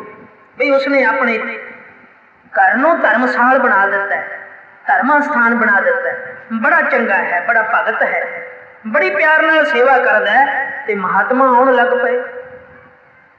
ਪਹਿਲਾਂ 2-4 ਆਉਂਦੇ ਸੀ, ਫਿਰ 10 ਤੱਕ ਗਿਣਤੀ ਪਹੁੰਚ ਗਈ, ਫਿਰ 20 ਮੰਡਲੀਆਂ। ਮੰਡਲੀ ਦੇ ਵਿੱਚ 100 ਮਹਾਤਮਾ ਵੀ ਹੁੰਦਾ। ਸੰਤ ਮੰਡਲ 101 ਮਹਾਤਮਾ ਦੇ ਨਾਲ ਬਣਦਾ। ਸੋ ਮੰਡਲੀਆਂ ਆਉਣ ਲੱਗ ਪਈਆਂ ਤੇ ਨੌਕਰ ਭੱਜ ਗਏ। ਨੌਕਰਾਂ ਦੀ ਕਿਰਤ ਵੱਧ ਗਈ ਤੇ ਉਹ ਦੌੜ ਗਏ। ਬਈ ਬੜੀ ਸੇਵਾ ਕਰਨੀ ਪੈਂਦੀ। ਹੁਣ ਤਰਲੋਚਨ ਦੀ ਘਰਵਾਲੀ ਇਕੱਲੀ ਕਿਵੇਂ ਭੋਜਨ ਬਣਾਵੇ? ਆਂਢ ਗੁਆਂਢ ਤੋਂ ਆਪਣੇ ਪਿਆਰ ਵਾਲਿਆਂ ਨੂੰ ਸੱਦ ਕੇ ਸੰਤ ਮੰਡਲ ਦੀ ਸੇਵਾ ਕਰਦੇ ਨੇ, ਪਰ ਉਹ ਵੀ ਜਵਾਬ ਦੇਣ ਲੱਗ ਪਏ ਬਈ ਇਤਨਾ ਅੰਨ ਤਾਂ ਸਾਤੋਂ ਪੱਕਦਾ ਨਹੀਂ, ਇੰਨੀਆਂ ਦਾਲਾਂ ਸਬਜ਼ੀਆਂ ਸਾਤੋਂ ਤਾਂ ਬਣਦੀਆਂ ਨਹੀਂ, ਤੇ ਫਿਰ ਰੋਜ਼ ਹੀ ਤੁਹਾਡਾ ਤਾਂ ਕੰਮ ਹੈ, ਤੁਸੀਂ ਕੋਈ ਨੌਕਰ ਰੱਖ ਲਓ। ਨੌਕਰ ਰੱਖ ਲਓ ਤਦ ਸਭ ਕੁਝ ਹੋ ਸਕਦਾ, ਨਹੀਂ ਤਾਂ ਨਹੀਂ ਹੋ ਸਕਦਾ। ਦੂਸਰੇ ਪਾਸੇ ਤਰਲੋਚਨ ਤਾਂ ਸੇਵਾ ਕਰਦਾ ਸੀ ਕਿ ਮੈਨੂੰ ਪਰਮਾਤਮਾ ਦੇ ਦਰਸ਼ਨ ਹੋ ਜਾਣ, ਸੰਗਤ ਦੀ ਸੇਵਾ ਕਰਾਂ। ਮੇਰੇ ਰਹਿਬਰ ਦਾ ਹੁਕਮ ਹੈ, ਠਾਕਰ ਨੇ ਆਖਿਆ ਕਿ ਸੇਵਾ ਕਰ ਤੈਨੂੰ ਦਰਸ਼ਨ ਹੋਣਗੇ। ਪਰ ਤਰਲੋਚਨ ਦੀ ਜੋ ਘਰਵਾਲੀ ਹੈ ਨਾ, ਉਸਦੇ ਮਨ ਵਿੱਚ ਤਾਂ ਇਹੀ ਸ਼ਰਧਾ ਹੈ ਕਿ ਸਾਡੇ ਘਰ ਪੁੱਤਰ ਪੈਦਾ ਹੋ ਜਾਵੇ, ਕਿਉਂਕਿ ਔਲਾਦ ਕੋਈ ਨਹੀਂ ਸੀ। ਸੋ ਉਹ ਇਸ ਚਾਅ ਨੂੰ ਮੁੱਖ ਰੱਖ ਕੇ ਸੇਵਾ ਕਰਦੀ ਹੈ। ਤਰਲੋਚਨ ਦੇ ਮਨ ਵਿੱਚ ਪਿਆਰ ਹੈ, ਮੈਨੂੰ ਪ੍ਰਭੂ ਦੇ ਦਰਸ਼ਨ ਹੋ ਜਾਣ। ਕਿਸੇ ਨੂੰ ਵੀ ਜਵਾਬ ਨਹੀਂ ਦਿੰਦਾ ਤੇ ਫਿਰ ਸਗੋਂ ਦਾਨ ਦਛਣਾ ਵੀ ਦਿੰਦਾ। ਤਰਲੋਚਨ ਦੇ ਘਰਵਾਲੀ ਨੇ ਆਖਿਆ ਕੋਈ ਨੌਕਰ ਰੱਖ ਲਈ, ਕੋਈ ਨੌਕਰ ਲੈ ਆਓ ਤਾਂ ਫਿਰ ਸੁਖਾਲੇ ਹੋ ਜਾਵਾਂਗੇ। ਤਾਂ ਤਰਲੋਚਨ ਨੇ ਆਖਿਆ ਠੀਕ ਹੈ। ਪੁਰਾਣੇ ਜ਼ਮਾਨੇ ਦੇ ਵਿੱਚ, ਉਸ ਜ਼ਮਾਨੇ ਦੇ ਵਿੱਚ ਮੰਡੀਆਂ ਲੱਗਿਆ ਕਰਦੀਆਂ ਸੀ, ਜਿਵੇਂ ਹੁਣ ਪਸ਼ੂਆਂ ਦੀਆਂ ਮੰਡੀਆਂ ਲੱਗਦੀਆਂ, ਇਸੇ ਤਰ੍ਹਾਂ ਗੋਲੇ ਵਿਕਦੇ ਸਨ, ਨੌਕਰ ਵਿਕਦੇ ਸਨ, ਖਰੀਦੇ ਜਾਂਦੇ ਸੀ। ਗਰੀਬ ਲੋਕ ਆਪਣੀਆਂ ਲੜਕੀਆਂ, ਆਪਣੇ ਬੱਚੇ ਵੇਚ ਦਿੰਦੇ ਸਨ। ਅਮੀਰ ਆਦਮੀ ਫਿਰ ਉਹਨਾਂ ਤੋਂ ਕੰਮ ਕਰਾਉਂਦੇ ਸਨ, ਉਹਨਾਂ ਨੂੰ ਤੰਗ ਵੀ ਕਰਦੇ ਸਨ। ਸੋ ਮੰਡੀ ਲੱਗੀ ਜਿੱਥੇ ਨੌਕਰ ਵੇਚੇ ਜਾਂਦੇ ਸੀ। ਸੋ ਤਰਲੋਚਨ ਨੌਕਰ ਖਰੀਦਣ ਵਾਸਤੇ ਮੰਡੀ ਵਿੱਚ ਚਲਿਆ ਗਿਆ। ਮੰਡੀ ਵਿੱਚ ਸਾਰਾ ਦਿਨ ਫਿਰਦਾ ਰਿਹਾ, ਕੋਈ ਵੀ ਨੌਕਰ ਨਾ ਮਿਲਿਆ। ਕੋਈ ਇਤਨਾ ਕੰਮ ਜਾਣਦਾ ਹੀ ਨਹੀਂ, ਕੋਈ ਨੌਕਰ ਨੇ ਹਾਂ ਨਾ ਕੀਤੀ। ਤਾਂ ਤਰਲੋਚਨ ਹਾਰ ਕੇ, ਥੱਕ ਕੇ ਵਿਚਾਰਾ ਵਾਪਸ ਮੁੜਨ ਲੱਗਿਆ। ਜਿਸ ਵੇਲੇ ਵਾਪਸ ਮੁੜਨ ਲੱਗਿਆ, ਸ਼ਹਿਰ ਤੋਂ ਬਾਹਰ ਨਿਕਲਿਆ ਮੰਡੀ ਤੋਂ, ਤਾਂ ਫਿਰ ਇੱਕ ਬੜਾ ਭੋਲਾ ਭਾਲਾ ਬਾਲਕ ਅੱਗੋਂ ਹੱਥ ਜੋੜ ਕੇ ਮਿਲਿਆ। शाह जी तुसी नौकर रखना है? कहन लग्या हाँ बेटा, मैनू नौकर की लोड़ है, पर लभ्या कोई नहीं, मंडी समाप्त हो गई, मेरे नाल कोई नहीं तुरया।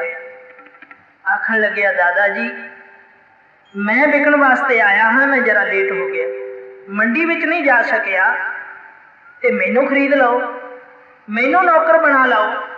आखन लगे तू नौकर तो नहीं लगता, तू तो बड़ा पौड़ा पाड़ा, बड़ा सुंदर, किसी अमीर घर का बच्चा लगता है। कहन लग्या जी नहीं, भावें मैं कोई भी हाँ, मैं आया विकण वास्ते ही, ते विकण वास्ते आया ते तुहाडे अगे ही आया, होर किसी के पास नहीं गया। अच्छा बेटा तू नौकरी करेगा, मेरे घर चलेगा?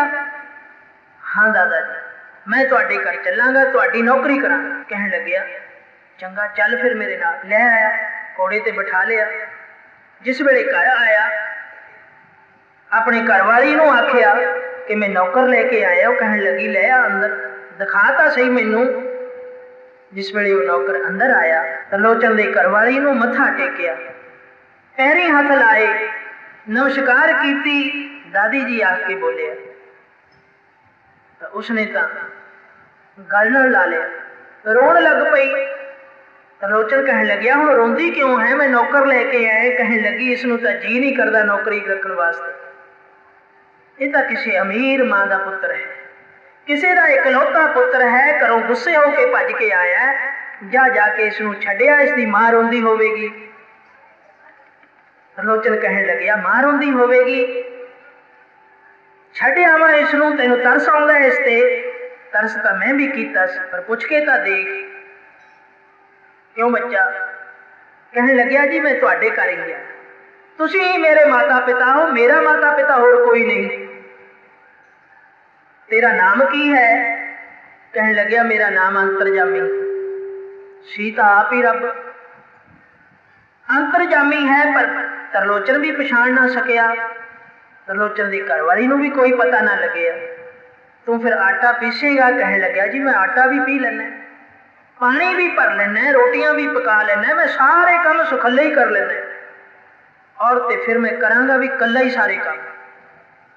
किन्ने आदमियों की रोटी बनाएगा? कहन लग्या जी जिन्ने भी होण, चाहे संत मंडली क्यों ना आ जाए, मैं सारिਆਂ ਦਾ भोजन तैयार कर, अग भी आपे जालांगा, रोटियां भी आपे पकावांगा, इथों तक कि पानी ढोवांगा, आप दी सेवा भी करांगा, साधुआं दी सेवा भी, तुहाडी सेवा भी, मैं रात नूं आप दे चरण भी घोटिया करांगा। बड़ा भी चंगा नौकर है तू, पर तेरा मां प्यो कोई नहीं, तेरा पिंड कोई नहीं। कहन लगे जी बस जिथे आ गया ते उही मां प्यो ते उही घर उही पिंड, हुण मैं तुहाडा, मैनू नौकर रख लो, मेरा होर कोई नहीं। तरलोचन का भी रोण निकल गया, बई इसका है कोई नहीं बेचारे का, रख लो।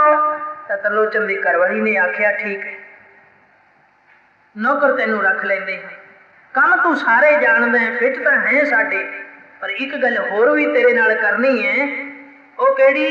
कहन लगी तनख्वाह की गल भी पहले ही कर लै, नौकर पिछों रौला बड़ा पाउंदे ने, देण लैण दे विच फिर नफरत हो जाती, फिर तू आखेगा मैं इन्ने पैसे लेने ने, इन्ने लेने ने, हुणे साडे नाल तनख्वाह की पक्की गल लिखत कर लै कि महीने की कितनी तनख्वाह ले। और दूसरी गल ये कि साडे घर संत परौणे बहुत आउंदे ने, मंडलियां दी मंडलियां आउंदियां ने, कदे 100 की रोटी भी तैयार करनी पैंदी है, कदे 2 की, कदे 4 की, कदे 10, कदे 40।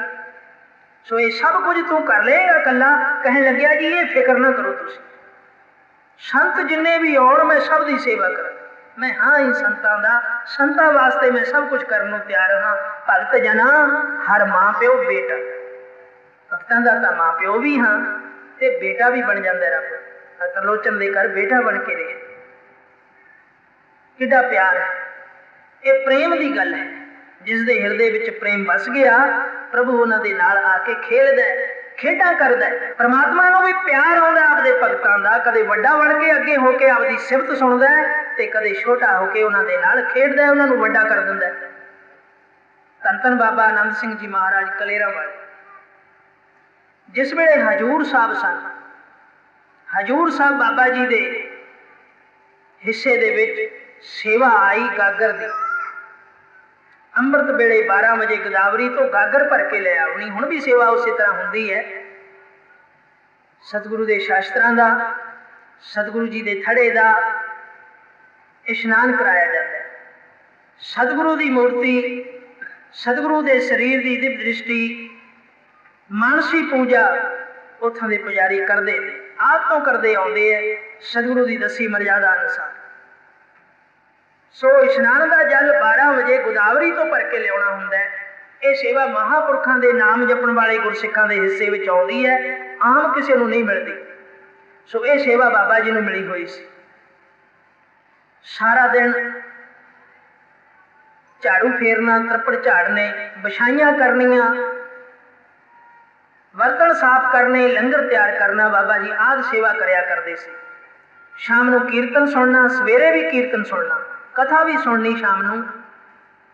ਹੋਰ ਵੀ ਦੀਵਾਨ ਸਜਣੇ, ਕਈ ਵਾਰੀ ਗੁਰਪੁਰਬਾਂ ਤੇ ਉੱਥੇ ਵੀ ਬਾਬਾ ਜੀ ਨੇ ਸਾਰੀ ਸਾਰੀ ਰਾਤ ਬੈਠੇ ਰਹਿਣਾ ਤੇ 12 ਵਜੇ ਦੀ ਡਿਊਟੀ ਗੋਦਾਵਰੀ ਤੋਂ ਜਲ ਭਰ ਕੇ ਲੈ ਕੇ ਆਉਣਾ।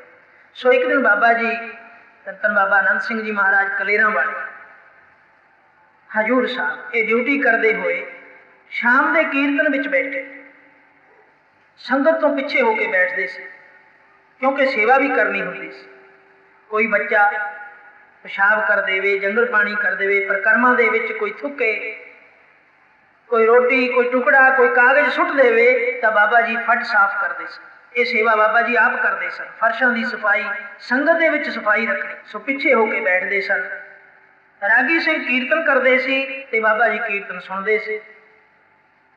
ਐਸਾ ਧਿਆਨ ਮਗਨ ਹੋਏ, ਐਸਾ ਧਿਆਨ ਲੱਗਿਆ ਗੁਰੂ ਦਸਵੇਂ ਪਾਤਸ਼ਾਹ ਦੇ ਚਰਨਾਂ ਵਿੱਚ, ਲਿਵਲੀਨ ਹੋ ਗਏ। ਐਠੀ ਸੰਗਤ ਦੇ ਵਿੱਚ ਛੋਟਾ ਜਿਹਾ ਬੱਚਾ, ਬੜਾ ਸੁੰਦਰ ਬਾਲਕ, ਰੁੜਦਾ ਰੁੜਦਾ ਬਾਬਾ ਜੀ ਦੇ ਪਾਸ ਆ ਗਿਆ। ਬਾਬਾ ਜੀ ਲਿਵਲੀਨ ਬੈਠੇ ਹਨ, ਗੋਡੇ ਦੇ ਨਾਲ ਖਹਿ ਕੇ ਅਗਾਂਹ ਲੰਘ ਗਿਆ। ਸੋ ਬਾਬਾ ਜੀ ਦੀ ਬਿਰਤੀ ਉਥਾਨ ਹੋ ਗਈ। ਦੇਖਿਆ ਬੱਚਾ ਹੈ, ਖੂਬ ਕਰਦਾ ਹੈ। ਖੜੇ ਹੋ ਕੇ ਬੇਨਤੀ ਕੀਤੀ, ਭਾਈ ਸੰਗਤ, ਜਿਸ ਦਾ ਬੱਚਾ ਹੈ ਉਹ ਸੰਭਾਲੋ, ਕੀਰਤਨ ਸੁਣਨਾ ਹੈ, ਪਰ ਉਹ ਕਿਸੇ ਦਾ ਹੋਵੇ ਤਾਂ ਕੋਈ ਸੰਭਾਲੇ। ਸੰਗਤ ਦੇ ਵਿੱਚੋਂ ਹੁੰਦਾ ਹੋਇਆ ਦੂਰ ਚਲਿਆ ਗਿਆ। ਜਿਸ ਵੇਲੇ ਫਿਰ ਬਾਬਾ ਜੀ ਕੀਰਤਨ ਵਿੱਚ ਮਗਨ ਹੋਏ ਤਾਂ ਉਹ ਫਿਰ ਆ ਕੇ ਗੋਡੇ ਦੇ ਨਾਲ ਖਹਿ ਕੇ ਲੰਘ ਗਿਆ। ਫਿਰ ਬਾਬਾ ਜੀ ਨੇ ਖੜੇ ਹੋ ਕੇ ਬੇਨਤੀ ਕੀਤੀ। ਤੀਜੀ ਵਾਰੀ ਫਿਰ ਖਹਿ ਕੇ ਲੰਘਿਆ, ਫਿਰ ਬੇਨਤੀ ਕੀਤੀ, ਪਰ ਮਨ ਨੂੰ ਖੋਭ ਹੋਇਆ ਕਿ ਬੱਚਾ ਕੀਰਤਨ ਨਹੀਂ ਸੁਣਨ ਦਿੰਦਾ। ਜਿਸ ਦਾ ਬੱਚਾ ਉਹ ਸੰਭਾਲਦਾ ਕੋਈ ਨਹੀਂ। ਤਾਂ ਉੱਥੋਂ ਉੱਠ ਖੜੇ ਹੋਏ, ਪਿਛਲੇ ਪਾਸੇ ਚਲੇ ਗਏ ਜਿੱਥੇ ਸਤਿਗੁਰੂ ਸੱਚੇ ਪਾਤਸ਼ਾਹ ਦੇ ਸ਼ਸਤਰ ਪਏ ਹਨ। ਪਲੰਗ ਹੈ ਗੁਰੂ ਸਾਹਿਬ ਦਾ, ਉਸ ਦੇ ਪਿਛਲੇ ਪਾਸੇ ਉੱਥੇ ਜਾ ਕੇ ਬੈਠ ਗਏ। ਜਿਸ ਵੇਲੇ ਉੱਥੇ ਧਿਆਨ ਨਿਰੰਤਰ ਹੋਏ ਤਾਂ ਉਹ ਬੱਚਾ ਉੱਥੇ ਵੀ ਆ ਗਿਆ। ਉੱਥੇ ਵੀ ਉਸੇ ਤਰ੍ਹਾਂ ਬਾਬਾ ਜੀ ਦੇ ਸੱਜੇ ਗੋਡੇ ਦੇ ਨਾਲ ਖਹਿ ਕੇ ਅਗਾਂਹ ਲੰਘ ਗਿਆ। ਜਿਸ ਵੇਲੇ ਬਾਬਾ ਜੀ ਨੇ ਨੇਤਰ ਖੋਲੇ ਤਾਂ 8ਵੇਂ ਪਾਤਸ਼ਾਹ ਦੇ ਦਰਸ਼ਨ ਹੋਏ। ਉਹ ਬੱਚੇ ਨੇ 8ਵੇਂ ਪਾਤਸ਼ਾਹ ਦਾ ਸਰੂਪ ਧਾਰ ਲਿਆ। ਇਹ ਬਾਬਾ ਜੀ ਨੇ ਮੱਥਾ ਟੇਕਿਆ। ਫਿਰ 10ਵੇਂ ਪਾਤਸ਼ਾਹ ਦਾ ਸਰੂਪ ਧਾਰ ਲਿਆ। ਫਿਰ ਨਮਸਕਾਰ ਕੀਤੀ, ਧੰਨਵਾਦ। ਤੇ ਫਿਰ ਬਾਬਾ ਜੀ ਨੇ ਬੇਨਤੀ ਕੀਤੀ, ਗਰੀਬ ਨਵਾਜ, ਮੈਨੂੰ ਕੀ ਪਤਾ ਹੈ, ਬਾਲਕ ਰੂਪ ਹੋ ਕੇ ਆਪ ਹੀ ਆ ਰਹੇ। ਤਾਂ ਅੱਗੋਂ 10ਵੇਂ ਪਾਤਸ਼ਾਹ ਨੇ ਆਖਿਆ, ਰਿਖੀ ਜੀ, ਜੇ ਭਗਤਾਂ ਨਾਲ ਨਾ ਖੇਡੀਏ ਤਾਂ ਫਿਰ ਖੇਡੀਏ ਕਿਹਦੇ ਨਾਲ? ਜਿਹੜੇ ਜਪਣ ਵਾਲੇ ਨੇ, ਇੰਨੀ ਸੇਵਾ ਕਰਦੇ ਨੇ ਗੁਰਸਿੱਖਾਂ ਦੀ, ਸਾਧ ਸੰਗਤ ਦੀ, ਜਿਨ੍ਹਾਂ ਦੇ ਅੰਦਰ ਐਡੀ ਪ੍ਰੇਮ ਵਸਤੂ ਹੈ, ਉੱਥੇ ਤਾਂ ਮੇਰਾ ਜੀ ਕਰਦਾ ਹੈ ਕਿ ਉਹਨਾਂ ਨੂੰ ਗਲ ਪਕੜੀ ਪਾ ਕੇ ਮਿਲਾਂ, ਉਹਨਾਂ ਦੇ ਨਾਲ ਖੇਡਾਂ। ਮੇਰੇ ਮਨ ਵਿੱਚ ਵੀ ਚਾਅ ਪੈਦਾ ਹੁੰਦਾ, ਮੇਰੇ ਅੰਦਰ ਵੀ ਤੁਹਾਡਾ ਪ੍ਰੇਮ ਮੈਨੂੰ ਖਿੱਚ ਕੇ ਲੈ ਆਉਂਦਾ, ਵਿੱਚ ਵਸ ਜਾਂਦਾ ਹੈ ਕਿ ਤੁਹਾਡੇ ਨਾਲ ਫਿਰ ਖੇਡਣ ਨੂੰ ਜੀ ਕਰਦਾ। ਤੁਸੀਂ ਕਿਤੇ ਵੀ ਚਲੇ ਜਾਓ, ਮੈਂ ਉੱਥੇ ਹੀ ਆ ਜਾਵਾਂਗਾ। ਸੋ ਬਾਬਾ ਜੀ ਨੇ ਫਿਰ ਬੇਨਤੀ ਕੀਤੀ, ਗਰੀਬ ਨਵਾਜ, ਮੇਰਾ ਤਾਂ ਧਿਆਨ ਗੁਰੂ ਨਾਨਕ ਦਾ ਹੈ। ਮੈਂ ਗੁਰੂ ਨਾਨਕ ਦੇ ਚਰਨਾਂ ਦਾ ਧਿਆਨ ਕਰਦਾ ਹਾਂ। ਮੈਂ ਗੁਰੂ ਨਾਨਕ ਦੀ ਮੂਰਤ ਦਾ ਉਪਾਸ਼ਕ, ਉਸ ਦੀ ਸੂਰਤ ਦਾ ਉਪਾਸ਼ਕ ਹਾਂ। ਤੇ ਉਹ ਝੱਟ ਗੁਰੂ ਨਾਨਕ ਦਾ ਸਰੂਪ ਬਣ ਗਏ। ਸੋ ਗੁਰਸਿੱਖਾਂ ਦੇ ਨਾਲ, ਗੁਰਮੁਖਾਂ ਦੇ ਨਾਲ, ਭਗਤਾਂ ਦੇ ਨਾਲ ਜਿਹੜੇ ਜਪਦੇ ਨੇ, ਜਿਨ੍ਹਾਂ ਦੀ ਲਿਵ ਐਡੀ ਵੱਡੀ ਹੈ ਕਿ ਉਹ ਚਰਨਾਂ ਤੋਂ ਬਿਨਾਂ ਹੋਰ ਕਿਤੇ ਜਾਂਦੇ ਹੀ ਨਹੀਂ, ਉਹਨਾਂ ਦਾ ਫੁਰਨਾ ਹੀ ਨਹੀਂ ਬਣਦਾ। ਸੰਗਤ ਦੇ ਵਿੱਚ ਬੈਠੇ ਹਾਂ, ਗੁਰੂ ਸਤਿਗੁਰੂ ਦੀ ਹਜ਼ੂਰੀ ਵਿੱਚ ਬੈਠੇ ਹਾਂ। ਸੋ ਐਡਾ ਪ੍ਰਤੀਤ, ਐਡਾ ਪਰਪੱਕ ਧਿਆਨ ਜਿਸ ਦਾ ਹੈ, ਜਿਸ ਦਾ ਦੂਜਾ ਫੁਰਨਾ ਹੀ ਨਹੀਂ ਬਣਦਾ, ਕੋਈ ਮੋਹ ਨਹੀਂ, ਕੋਈ ਜਾਲ ਨਹੀਂ। ਜੇ ਗੁਰੂ ਦੇ ਹਜ਼ੂਰ ਵਿੱਚ ਬੈਠ ਗਏ, ਹਜ਼ੂਰੀ ਵਿੱਚ ਆ ਗਏ, ਫਿਰ ਗੁਰੂ ਦਾ ਭੈ ਰੱਖ ਕੇ ਬੈਠੇ। ਸੋ ਬਾਬਾ ਜੀ ਦੇ ਅੰਦਰ ਐਸਾ ਹੀ ਭੈ ਵਸਦਾ ਸੀ। ਜਿਨ੍ਹਾਂ ਦੇ ਮਨ ਵਿੱਚ ਇਹ ਪ੍ਰੇਮ ਹੈ, ਇਹ ਭੈ ਹੈ, ਜੋ ਜਪਦੇ ਨੇ, ਜੋ ਗੁਰੂ ਨੂੰ ਹਾਜ਼ਰ ਨਾਜ਼ਰ ਜਾਣਦੇ ਨੇ।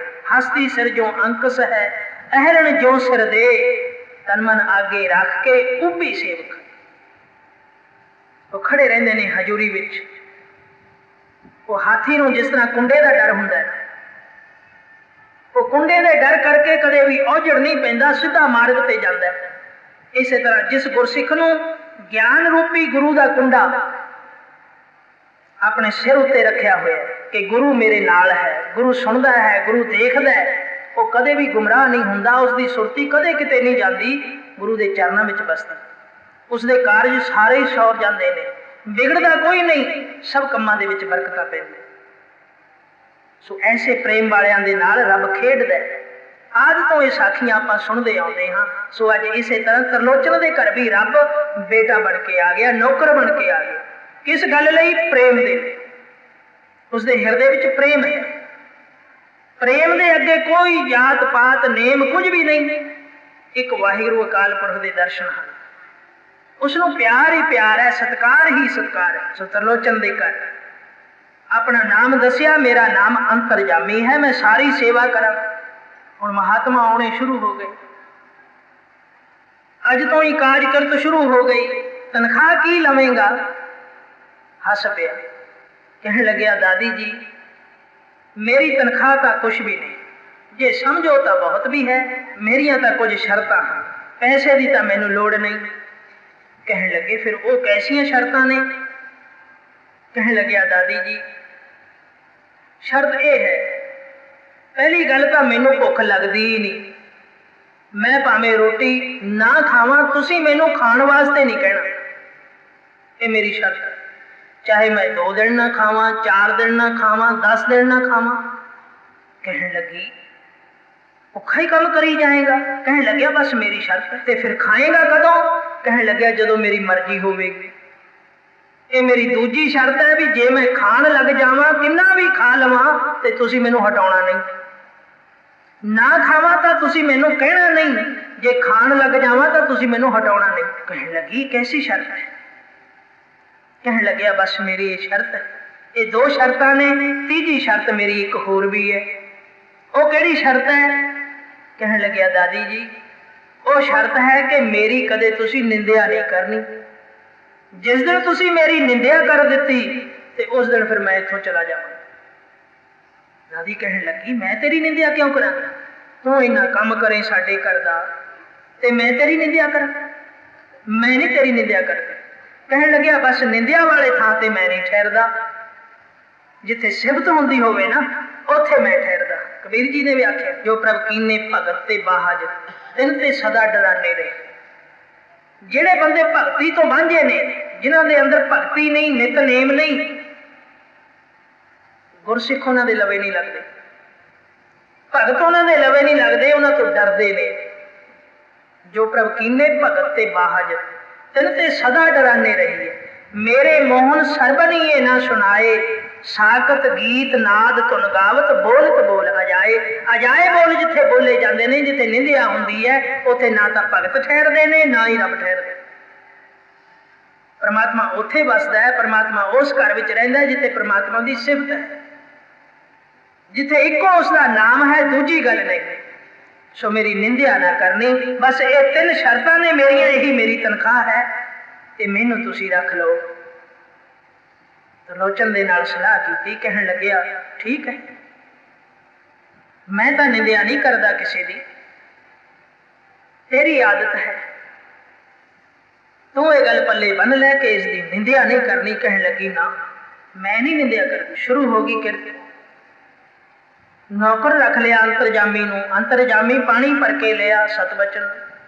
ਅੰਤਰਜਾਮੀ ਚੁੱਲ੍ਹਾ ਜਾਲ ਪੱਠ ਝੋਕ ਸਭ ਕੁਝ ਕਰਦਾ ਹੈ। ਮਹਾਤਮਾ ਆਉਣੇ ਸ਼ੁਰੂ ਹੋ ਗਏ, ਕਦੇ 4, ਕਦੇ 10, ਕਦੇ 40। ਅੰਤਰਜਾਮੀ ਰਸੋਈ ਦੇ ਵਿੱਚ ਸਾਰਾ ਸਮਾਨ ਰੱਖ ਕੇ ਬਾਹਰ ਲਾ ਲੈਂਦਾ, ਅੰਦਰੋਂ ਬਾਹਰ ਲਾ ਲੈਂਦਾ, ਤੇ ਅੰਦਰੋਂ ਬਾਹਰ ਲਾ ਲੈਂਦਾ ਤੇ ਭੋਜਨ ਤਿਆਰ ਹੋ ਜਾਂਦਾ। ਕਿਵੇਂ? ਆਪ ਤਾਂ ਹੱਥ ਕੋਈ ਨਹੀਂ ਲਾਉਂਦਾ, ਪਰਮਾਤਮਾ ਨੂੰ ਕੀ ਲੋੜ ਹੈ? ਸਾਰੀ ਕੁਦਰਤ ਤਾਂ ਉਸ ਦੇ ਵਸ ਵਿੱਚ ਹੈ, ਸਭ ਕੁਝ ਉਸ ਦੇ ਵਸ ਵਿੱਚ। ਮੇਰੇ ਹਰ ਜੀਓ ਸਭ ਕੋ ਤੇਰੇ ਵਸ। ਇਹ ਪਾਉਣ ਪਾਣੀ ਬੈਸੰਤਰ ਸਭ ਕੁਝ ਉਸ ਦੇ ਬਸ ਵਿੱਚ ਹੈ। ਤੇ ਭੋਜਨ ਪੱਕ ਜਾਣਾ, ਸਬਜ਼ੀਆਂ ਬਣ ਜਾਣੀਆਂ, ਛੱਤੀ ਪਦਾਰਥ ਬਣ ਜਾਣੇ ਮਾਮੂਲੀ ਗੱਲ ਹੈ ਉਸ ਦੇ ਵਾਸਤੇ।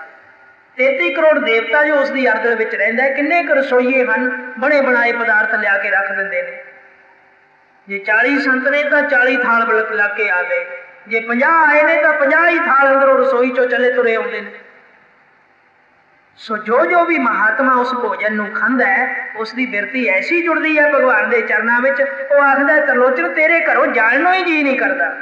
ਜਾਣ ਨੂੰ ਜੀ ਕਿਵੇਂ ਕਰੇ ਜਿੱਥੇ ਰੱਬ ਵਸਦਾ ਹੋਵੇ? ਉਹ ਤਾਂ ਗੁਰੂਦੁਆਰਾ ਬਣ ਜਾਂਦਾ ਹੈ, ਉਹ ਥਾਨ ਪਵਿੱਤਰ ਹੋ ਜਾਂਦਾ ਹੈ, ਉੱਥੇ ਤਾਂ ਪਿਆਰ ਵਾਲਿਆਂ ਨੂੰ ਖਿੱਚ ਪੈਂਦੀ ਹੈ, ਉਹ ਜਾਂਦੇ ਹੈ। ਸੋ ਜਾਣ ਨੂੰ ਜੀ ਕਿਵੇਂ ਕਰੇ? ਕੋਈ 10 ਦਿਨ ਠਹਿਰਦਾ ਹੈ, ਕੋਈ 20 ਦਿਨ ਠਹਿਰਦਾ ਹੈ, ਗੇੜਾ ਕੱਢ ਕੇ ਫੇਰ ਆ ਜਾਂਦਾ। ਸੋ ਲੰਗਰ ਲੱਗਿਆ, ਰੋਜ਼ਾਨਾ ਹੀ ਮੰਡਲੀਆਂ ਦਾ ਭੋਜਨ ਤਿਆਰ, ਛਕੀ ਜਾਂਦੇ ਹੈ, ਆਈ ਜਾਂਦੇ ਹੈ, ਛਕੀ ਜਾਂਦੇ ਹੈ। ਤਰਲੋਚਨ ਬੜਾ ਪ੍ਰਸੰਨ ਹੈ, ਤਰਲੋਚਨ ਦੇ ਘਰ ਵਾਲੀ ਵੀ ਬੜੀ ਪ੍ਰਸੰਨ ਹੈ। ਤੇ ਨਾਲ ਨਾਲ ਕੁਝ ਸ਼ੰਕਾ ਵੀ ਬਣਦੀਆਂ ਤਰਲੋਚਨ ਦੇ ਮਨ ਵਿੱਚ, ਤਰਲੋਚਨ ਦੇ ਘਰ ਵਾਲੀ ਦੇ ਮਨ ਵਿੱਚ। ਕਈ ਦਿਨ ਲੰਘ ਗਏ, ਭੋਜਨ ਹੀ ਨਹੀਂ ਛਕਿਆ ਅੰਤਰਜਾਮੀ ਨੇ। ਕਿਵੇਂ ਕੰਮ ਕਰੀ ਜਾਂਦਾ ਹੈ? ਤਰਲੋਚਨ ਆਖਦਾ ਇਸਨੂੰ ਆਖੀ ਨਾ, ਆਪਣੇ ਨਾਲ ਇਸਨੇ ਸ਼ਰਤ ਕੀਤੀ ਹੈ। ਕਹਿਣ ਲੱਗੀ ਭੁੱਖਾ ਮਰ ਜਾਵੇਗਾ, ਛੋਟਾ ਜਿਹਾ ਬੱਚਾ ਹੈ, ਤੈਨੂੰ ਤਰਸ ਨਹੀਂ ਆਉਂਦਾ ਇਸ ਤੇ? ਕਿੰਨੇ ਦਿਨ ਹੋ ਗਏ ਨੇ, ਆਪ ਤਾਂ ਰੋਟੀ ਖਾਧੀ ਹੀ ਨਹੀਂ, ਮਰ ਜਾਵੇਗਾ। ਅਸੀਂ ਛਕੀ ਜਾਂਦੇ ਹਾਂ, ਇਹ ਭੋਜਨ ਤਿਆਰ ਕਰਦਾ, ਇਸਨੇ ਕਦੇ ਵੀ ਨਹੀਂ ਖਾਧਾ। ਤਰਲੋਚਨ ਆਖਦਾ ਤੂੰ ਕੁਝ ਨਾ ਕਹੀ, ਆਪਣੀ ਸ਼ਰਤ ਦੇ ਉੱਪਰ ਪੱਕੀ ਹੈ। ਕਹਿਣ ਲੱਗੀ ਮੇਰਾ ਤਾਂ ਹੁਣ ਜਿਗਰ ਟੁੱਟਦਾ ਜਾਂਦਾ, ਮੈਂ ਇਸ ਸ਼ਰਤ ਨੂੰ ਝੱਲ ਨਹੀਂ ਸਕਦੀ, ਮੈਂ ਤਾਂ ਜ਼ਰੂਰ ਪੁੱਛਾਂਗੀ ਤੇ ਖਵਾਵਾਂਗੀ। ਤਰਲੋਚਨ ਹਟਕੀ ਜਾਂਦਾ, 1-2 ਦਿਨ ਹਟ ਗਿਆ, ਪਰ ਉਸ ਦਾ ਸਬਰ ਟੁੱਟ ਗਿਆ, ਰੋਣ ਨਿਕਲ ਗਿਆ। ਅੰਤਰਜਾਮੀ ਭੁੱਖਾ ਹੀ ਕਹਿਣ ਵਾਲੀ ਹੀ ਸੀ ਕਿ ਅੰਤਰਜਾਮੀ ਨੇ ਅੱਗੋਂ ਆਪ ਹੀ ਕਹਿ ਦਿੱਤਾ ਦਾਦੀ ਜੀ ਅੱਜ ਮੈਨੂੰ ਬੜੀ ਭੁੱਖ ਲੱਗੀ। ਕਹਿਣ ਲੱਗੀ ਅੰਤਰਜਾਮੀ ਤੈਨੂੰ ਤਾਂ ਕਿੰਨੇ ਦਿਨ ਹੋ ਗਏ, ਤੈਨੂੰ ਭੁੱਖ ਹੀ ਅੱਜ ਲੱਗੀ ਹੈ? ਕਹਿਣ ਲੱਗਿਆ ਹਾਂ ਮਾਂ, ਅੱਜ ਭੁੱਖ ਲੱਗੀ, ਅੱਜ ਮੈਨੂੰ ਤੂੰ ਆਪ ਭੋਜਨ ਛਕਾ, ਮੈਂ ਛਕਣਾ ਜ਼ਰੂਰ ਹੈ। ਕਹਿਣ ਲੱਗੀ ਮੈਂ ਬਾਰੇ ਜਾ ਜ਼ਰੂਰ ਛਕਾਵਾਂਗੀ, ਚੱਲ ਰਸੋਈ ਦੇ ਵਿੱਚ, ਅੱਜ ਮੈਂ ਆਪ ਤਿਆਰ ਕਰਦੀ ਹਾਂ, ਤੂੰ ਨਾ ਤਿਆਰ ਕਰੀ, ਤੇਰੇ ਲਈ ਮੈਂ ਕਰਦੀ। ਭਗਵਾਨ ਖੁਸ਼ ਹੋ ਗਏ, ਕੋਲ ਬੈਠ ਕੇ ਤੇ ਦਾਦੀ ਪਕਾਉਣ ਲੱਗ ਪਈ। ਸਬਜ਼ੀਆਂ ਬਣ ਗਈਆਂ। ਉਸਨੇ ਆਪਣੇ ਹਿਸਾਬ ਨਾਲ ਕਿ ਬੱਚਾ ਹੈ, ਵੱਧ ਤੋਂ ਵੱਧ 4 ਰੋਟੀਆਂ ਖਾ ਲਵੇਗਾ, ਕੌਲੀ ਦਾਲ ਦੀ ਖਾ ਲਵੇਗਾ, ਸਬਜ਼ੀ ਖਾ ਲਵੇਗਾ, 1 ਕੌਲੀ ਖੀਰ ਦੀ ਖਾ ਲਵੇਗਾ, ਇਤਨਾ ਕੁ ਭੋਜਨ ਤਿਆਰ ਕਰ ਲਿਆ। ਆਟਾ ਭਾਵੇਂ ਜ਼ਿਆਦਾ ਗੁੰਨਿਆ, ਪਰ 4 ਰੋਟੀਆਂ ਲਾ ਕੇ ਹੱਥ ਤੇ ਰੱਖ ਦਿੱਤੀਆਂ, ਥਾਲ ਲਾ ਦਿੱਤਾ। ਲੈ ਅੰਤਰਜਾਮੀ ਬੱਚਾ ਤੂੰ ਪ੍ਰਸ਼ਾਦ ਛਕ, ਜੇ ਲੋੜ ਹੋਵੇ ਮੈਂ ਗਰਮ ਗਰਮ ਹੋਰ ਲਾ ਦੇਵਾਂਗੀ, ਮੈਂ ਬੈਠੀ ਹਾਂ। ਤੇ ਅੰਤਰਜਾਮੀ ਖਾਣ ਲੱਗ ਪਿਆ। 4 ਰੋਟੀਆਂ ਜਿਸ ਵੇਲੇ ਖਾ ਲਈਆਂ ਤੇ ਕਹਿਣ ਲੱਗਿਆ ਮਾਤਾ ਜੀ ਪ੍ਰਸ਼ਾਦਾ। ਉਸਨੇ 4 ਹੋਰ ਲਾ ਦਿੱਤੇ, ਉਸਨੇ ਉਹ ਵੀ ਖਾ ਲਏ। ਫਿਰ ਮੰਗਿਆ ਪ੍ਰਸ਼ਾਦਾ, ਉਸਨੇ 4 ਹੋਰ ਲਾ ਦਿੱਤੇ। ਫਿਰ ਆਟਾ ਹੋਰ ਗੁੰਨਣਾ ਪਿਆ। ਅੰਤਰਜਾਮੀ ਤਾਂ ਸ਼ਾਮ ਤੱਕ ਖਾਂਦਾ ਹੀ ਰਿਹਾ, ਨਾ ਉਸਦਾ ਪੇਟ ਰੱਜਿਆ ਨਾ ਫੁੱਲਿਆ। ਪਤਾ ਨਹੀਂ ਭੋਜਨ ਕਿੱਥੇ ਜਾਂਦਾ ਹੈ। ਸਬਜ਼ੀ ਹਜੇ ਧਰੀ ਹੋਈ ਹੈ, ਰੋਟੀਆਂ ਪਕਾ ਕੇ ਅੱਗੇ ਰੱਖ ਦਿੱਤੀਆਂ, ਉਹ ਰੋਟੀਆਂ ਹੀ ਖਾਈ ਜਾਂਦਾ। ਫਿਰ ਸਬਜ਼ੀ ਬਣ ਗਈ, ਸਬਜ਼ੀ ਖਾਣ ਲੱਗ ਗਿਆ ਤੇ ਰੋਟੀ ਲੇਟ ਹੋ ਗਈ। ਫਿਰ ਸਬਜ਼ੀ ਸਾਰੀ ਖਾ ਗਿਆ, ਦਾਲਾਂ ਵੀ ਖਾ ਗਿਆ। ਦਾਦੀ ਤਾਂ ਡਰ ਗਈ, ਇਹ ਕੋਈ ਭੂਤ ਹੈ, ਹਟਦਾ ਹੀ ਨਹੀਂ ਖਾਣੋਂ। ਜੇ ਨਹੀਂ ਖਾਧੀ ਤਾਂ 15 ਦਿਨ ਖਾਧੀ ਹੀ ਨਹੀਂ, ਤੇ ਜੇ ਹੁਣ ਖਾਣ ਲੱਗ ਪਿਆ। ਗਈ ਤਰਲੋਚਨ ਦੇ ਪਾਸ, ਜੀ ਇੱਧਰ ਆਓ, ਦੇਖੋ ਤਾਂ ਸਹੀ, ਮੈਨੂੰ ਤਾਂ ਡਰ ਲੱਗਦਾ। ਦੈਂਤ ਹੈ ਕਿ ਕੋਈ ਬੱਚਾ ਹੈ? ਨਹੀਂ ਖਾਧਾ ਤਾਂ 15 ਦਿਨ ਖਾਧਾ ਹੀ ਨਹੀਂ। ਆਹ ਦੇਖੋ ਸਾਰਾ ਆਟਾ ਮੁੱਕ ਗਿਆ ਜਿੰਨਾ ਪਿਹਾ ਕੇ ਲਿਆਂਦਾ ਸੀ। ਦੁਪਹਿਰ ਦਾ ਖਾਣ ਲੱਗਿਆ, ਸ਼ਾਮਾਂ ਹੋ ਗਈਆਂ। ਮੈਂ ਤਾਂ ਥੱਕ ਗਈ, ਅੱਕ ਗਈ, ਤੇ ਮੈਨੂੰ ਡਰ ਵੀ ਲੱਗਦਾ ਇਸ ਤੋਂ। ਕਹਿਣ ਲੱਗਿਆ ਡਰ ਦੀ ਕਿਹੜੀ ਗੱਲ ਹੈ? ਇਸਨੇ ਪਹਿਲਾਂ ਆਖਿਆ ਸੀ ਕਿ ਜੇ ਮੈਂ ਖਾਵਾਂ ਤੇ ਮੈਨੂੰ ਵਰਜਣਾ ਨਹੀਂ, ਰੋਕਣਾ ਨਹੀਂ, ਜੇ ਨਾ ਖਾਵਾਂ ਤੇ ਮੈਨੂੰ ਆਖਣਾ ਨਹੀਂ। ਤੇ ਬਚਨ ਕੀਤਾ ਆਪਾਂ ਨੇ, ਤੂੰ ਹੋਰ ਪਕਾ ਦੇ, 4 ਹੋਰ ਖਾ ਲਵੇਗਾ। ਤਰਲੋਚਨ ਵੀ ਕੋਲ ਬੈਠ ਗਿਆ, ਪਰ ਉਹ ਜਿਵੇਂ ਜਿਵੇਂ ਪਕਾਈ ਜਾਂਦੀ ਹੈ ਉਹ ਖਾਈ ਤੁਰਿਆ ਜਾਂਦਾ। ਅਖੀਰ ਆਟਾ ਸਾਰਾ ਮੁੱਕ ਗਿਆ। ਜਿਸ ਵੇਲੇ ਆਟਾ ਮੁੱਕ ਗਿਆ, ਅੰਤਰਜਾਮੀ ਤਾਂ ਅੰਤਰਜਾਮੀ ਸੀ, ਉਸਨੂੰ ਤਾਂ ਸਾਰਾ ਪਤਾ ਸੀ। ਉਸਨੂੰ ਪਤਾ ਲੱਗ ਗਿਆ ਕਿ ਹੁਣ ਇਹ ਮੇਰੇ ਤੋਂ ਨਫ਼ਰਤ ਕਰਦੇ ਜਾਂਦੇ ਨੇ, ਹੁਣ ਮੈਨੂੰ ਜ਼ਰੂਰ ਕਹਿਣਗੇ ਕਿ ਬਸ ਕਰ। ਭਗਤਾਂ ਦਾ ਗੁਨਾਹ ਵੀ ਤਾਂ ਨਹੀਂ ਨਾ ਹੋਣ ਦਿੰਦਾ। ਫਿਰ ਅੱਗੋਂ ਹੀ ਬੋਚ ਲੈਂਦਾ ਉਸ ਗੱਲ ਨੂੰ ਕਿ ਹੁਣ ਇਹਨਾਂ ਦਾ ਐਡਾ ਹਿਰਦਾ ਵਿਸ਼ਾਲ ਨਹੀਂ। ਹਜੇ ਕਹਿਣ ਹੀ ਵਾਲੇ ਸਨ ਤੇ ਅੱਗੋਂ ਆਖਿਆ ਦਾਦੀ ਜੀ ਬਸ ਮੈਂ ਰੱਜ ਗਿਆ, ਹੁਣ ਮੈਨੂੰ ਲੋੜ ਨਹੀਂ, ਹੁਣ ਮੈਂ ਤ੍ਰਿਪਤ ਹਾਂ, ਤੁਸੀਂ ਮੇਰੀ ਬੜੀ ਸੇਵਾ ਕੀਤੀ, ਮੇਰੀ ਤਨਖਾਹ ਮੈਨੂੰ ਮਿਲ ਗਈ। ਉਹ ਚੁੱਪ ਕਰ ਗਏ। ਇਸੇ ਤਰ੍ਹਾਂ ਸਮਾਂ ਬੀਤਦਾ ਗਿਆ। ਫਿਰ 15 ਦਿਨ ਭੁੱਖੇ ਨੂੰ ਲੰਘ ਗਏ। ਫਿਰ ਕਈ ਇੱਕ ਦਿਨ ਖਾਣ ਲੱਗਿਆ, ਫਿਰ ਸਾਰਾ ਖਾ ਗਿਆ। ਸੋ ਇਹ ਗਤੀ, ਇਹ ਕੌਤਕ ਕਈ ਵਾਰੀ ਹੋਇਆ। ਦਾਦੀ ਤਾਂ ਬੜੀ ਹੈਰਾਨ ਵੀ ਹੋ ਗਈ। ਮਹਾਤਮਾ ਆਉਂਦੇ ਹਨ, ਪ੍ਰਸ਼ਾਦੇ ਛਕਦੇ ਹਨ, ਨਿਤ ਸਾਧ ਸੰਗਤ ਹੁੰਦੀ ਹੈ, ਕੀਰਤਨ ਹੁੰਦਾ, ਕਥਾ ਹੁੰਦੀ ਹੈ, ਬੜਾ ਆਨੰਦ ਵੱਜਦਾ। ਤੇ ਇੱਕ ਦਿਨ ਕੁਝ ਮਹਾਤਮਾ ਨਾ ਆਏ, ਕੁਝ ਬੇਲ ਹੋ ਗਿਆ ਤੇ ਦਾਦੀ ਆਂਢੀ ਗੁਆਂਢੀਆਂ ਨੂੰ ਮਿਲਣ ਵਾਸਤੇ ਗਈ। ਆਵਾਜ਼ਾਂ ਮਾਰਦੇ ਸਨ, ਤੂੰ ਕਦੇ ਹੁਣ ਬਾਹਰ ਹੀ ਨਹੀਂ ਆਈ, ਸਗੋਂ ਨੌਕਰ ਰੱਖਿਆ ਹੈ, ਤੈਨੂੰ ਤਾਂ ਬਾਹਰ ਹੀ ਰਹਿਣਾ ਚਾਹੀਦਾ, ਤੈਨੂੰ ਕੀ ਲੋੜ ਹੈ ਕੰਮ ਕਰਨ ਦੀ, ਤੂੰ ਹੁਣ ਕੀ ਕਰਦੀ ਹੈ? ਆ ਬੈਠ ਕੇ ਗੱਲਾਂ ਕਰੀਏ। ਗੁਆਂਢੀਆਂ ਦੇ ਪਾਸ ਚਲੀ ਗਈ। ਉੱਥੇ ਹੋਰ ਵੀ ਤ੍ਰੀਮਤਾਂ ਇਕੱਠੀਆਂ ਹੋ ਗਈਆਂ। ਪੁੱਛਣ ਲੱਗੇ, ਤੁਸੀਂ ਨੌਕਰ ਰੱਖਿਆ ਹੈ, ਦੱਸਿਆ ਬੜਾ ਚੰਗਾ ਹੈ, ਕੀ ਤਨਖਾਹ ਦਿੰਦੇ ਹੋ? ਬਸ ਇੱਥੇ ਫਿਰ ਨਿੰਦਿਆ ਕਰ ਬੈਠੀ। ਕਹਿਣ ਲੱਗੀ, ਕੀ ਦੱਸਾਂ, ਨੌਕਰ ਤਾਂ ਬੜਾ ਚੰਗਾ ਹੈ, ਵੀ ਇੱਕ ਮੰਡਲੀ, ਦੋ ਮੰਡਲੀਆਂ ਦਾ ਭੋਜਨ ਅੱਧੇ ਘੰਟੇ ਵਿੱਚ ਤਿਆਰ ਕਰ ਦਿੰਦਾ, ਜਰਾ ਵੀ ਖੁੰਝਣ ਨਹੀਂ ਦਿੰਦਾ, ਭੋਜਨ ਇੰਨਾ ਸਵਾਦਲਾ ਬਣਾਉਂਦਾ ਕਿ ਪੁੱਛੋ ਕੁਛ। ਤਨਖਾਹ ਕੀ ਦਿੰਦੇ ਹੋ? ਕਹਿਣ ਲੱਗੀ, ਤਨਖਾਹ ਕੀ ਦੇਣੀ, ਤਨਖਾਹ ਹੈ ਵਾ ਜੇ ਨਾ ਖਾਵਾਂ ਤਾਂ ਮੈਨੂੰ ਕਹਿਣਾ ਨਹੀਂ, ਜੇ ਖਾਵਾਂ ਤਾਂ ਮੈਨੂੰ ਰੋਕਣਾ ਨਹੀਂ। ਆਖਣ ਲੱਗੇ, ਐਸਾ ਕੋਈ ਹੈ? ਤੇ ਫਿਰ ਖਾਂਦਾ ਵੀ ਨਹੀਂ? ਕਹਿਣ ਲੱਗੀ, ਹਾਂ 15-15 ਦਿਨ ਨਹੀਂ ਖਾਂਦਾ, ਪਰ ਜਾਏ ਖਾਣਾ ਜਦੋਂ ਖਾਣ ਲੱਗਦਾ ਨਾ, ਹਟਦਾ ਹੀ ਨਹੀਂ, ਜਿਵੇਂ ਕੋਈ ਜੋਰ ਹੁੰਦਾ।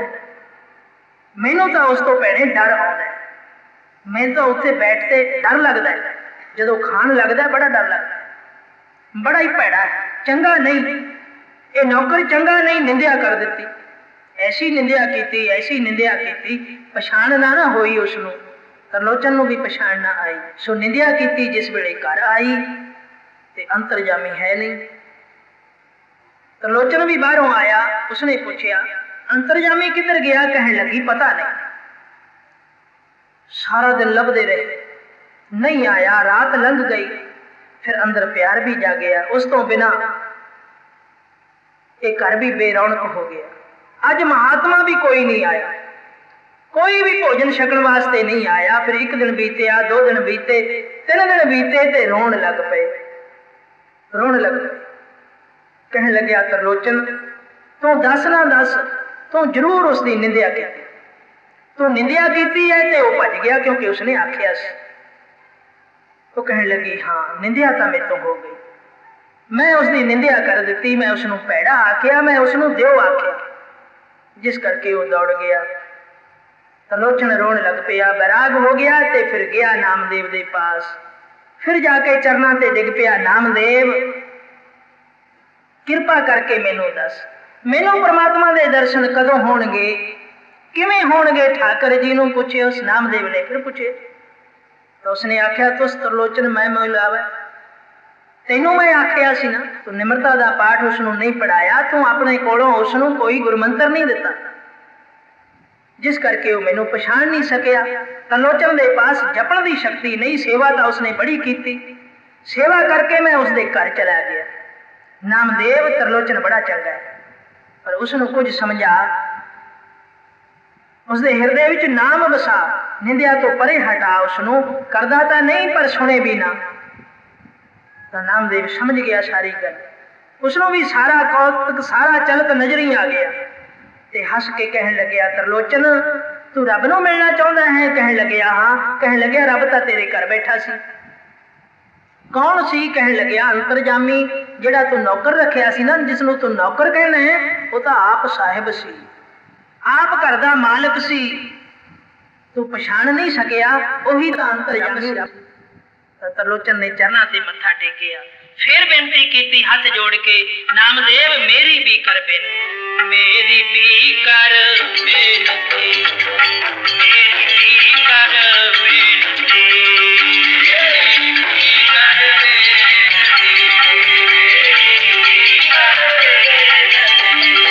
ਦਰਸ਼ਨ ਕਿਵੇਂ ਤਰਲੋਚਨ ਪਾਵੈ, ਉਹ ਦਰਸ਼ਨ ਦੇਖਾਂਗੇ ਤੁਧ ਪਾਵੈ, ਉਹ ਦਰਸ਼ਨ ਦੇਖਾਂਗੇ ਤੁਧ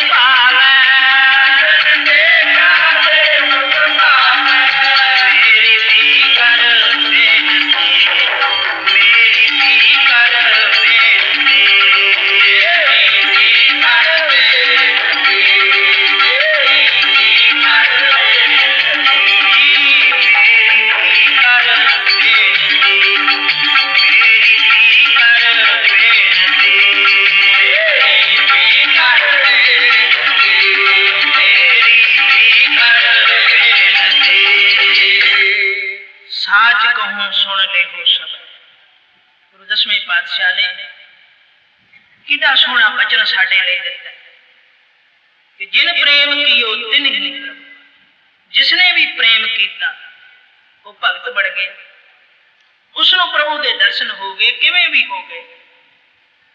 जो साध संगत विच आके वसदा है, गुरु की संगत करदा है, उसनों ये दातां प्राप्त हुंदी है। संगत दे विचों गुरु सच्चे पातशाह मेहर करदे ने। प्रेम, प्यार, शरधा, भावना, सिमरन, ये अणमुलियां दातां साध संगत विचों प्राप्त हुंदियां। सो साध संगत आप बड़े भागां वाले। सतगुरु सच्चे पातशाह ने आपां नूं समां दित्ता है संगत दे नाल मिल के गुण गाउण दा। सो संगत दे विचों जो भी सानू उपदेश प्राप्त हुंदा है, गुरबाणी दे विचों। बाणी गुरु, गुरु है बाणी, विच बाणी अमृत सारे। सारे अमृत, जिन्नियां भी इच्छावां साडे मन विच ने, जिन्नियां भी तमन्ना असीं लई फिरदे हां अधूरियां, वो गुरु की बाणी दे विचों प्राप्त हुंदी। सारे अमृत मिलदे ने, सारे सुख इत्थों मिलदे ने। सो 7 दिन का दीवान, 5 दिन का दीवान आपां नूं मिलिया इत्थे, 2 दिन घरियाले दे हन। सो साध संगत हुम हुमा के मिल के जुड़ के आपां उस वाहिगुरू की सिफत करनी, जिस तरह तरलोचन करदा सी नामदेव दे नाल मिल के। सो आपां साध संगत ने सारियां ने मिल के वाहिगुरू गुरु नानक सच्चे पातशाह की सिफत करनी है, गुरबाणी गाउणी है, गुरबाणी ते अमल करना है।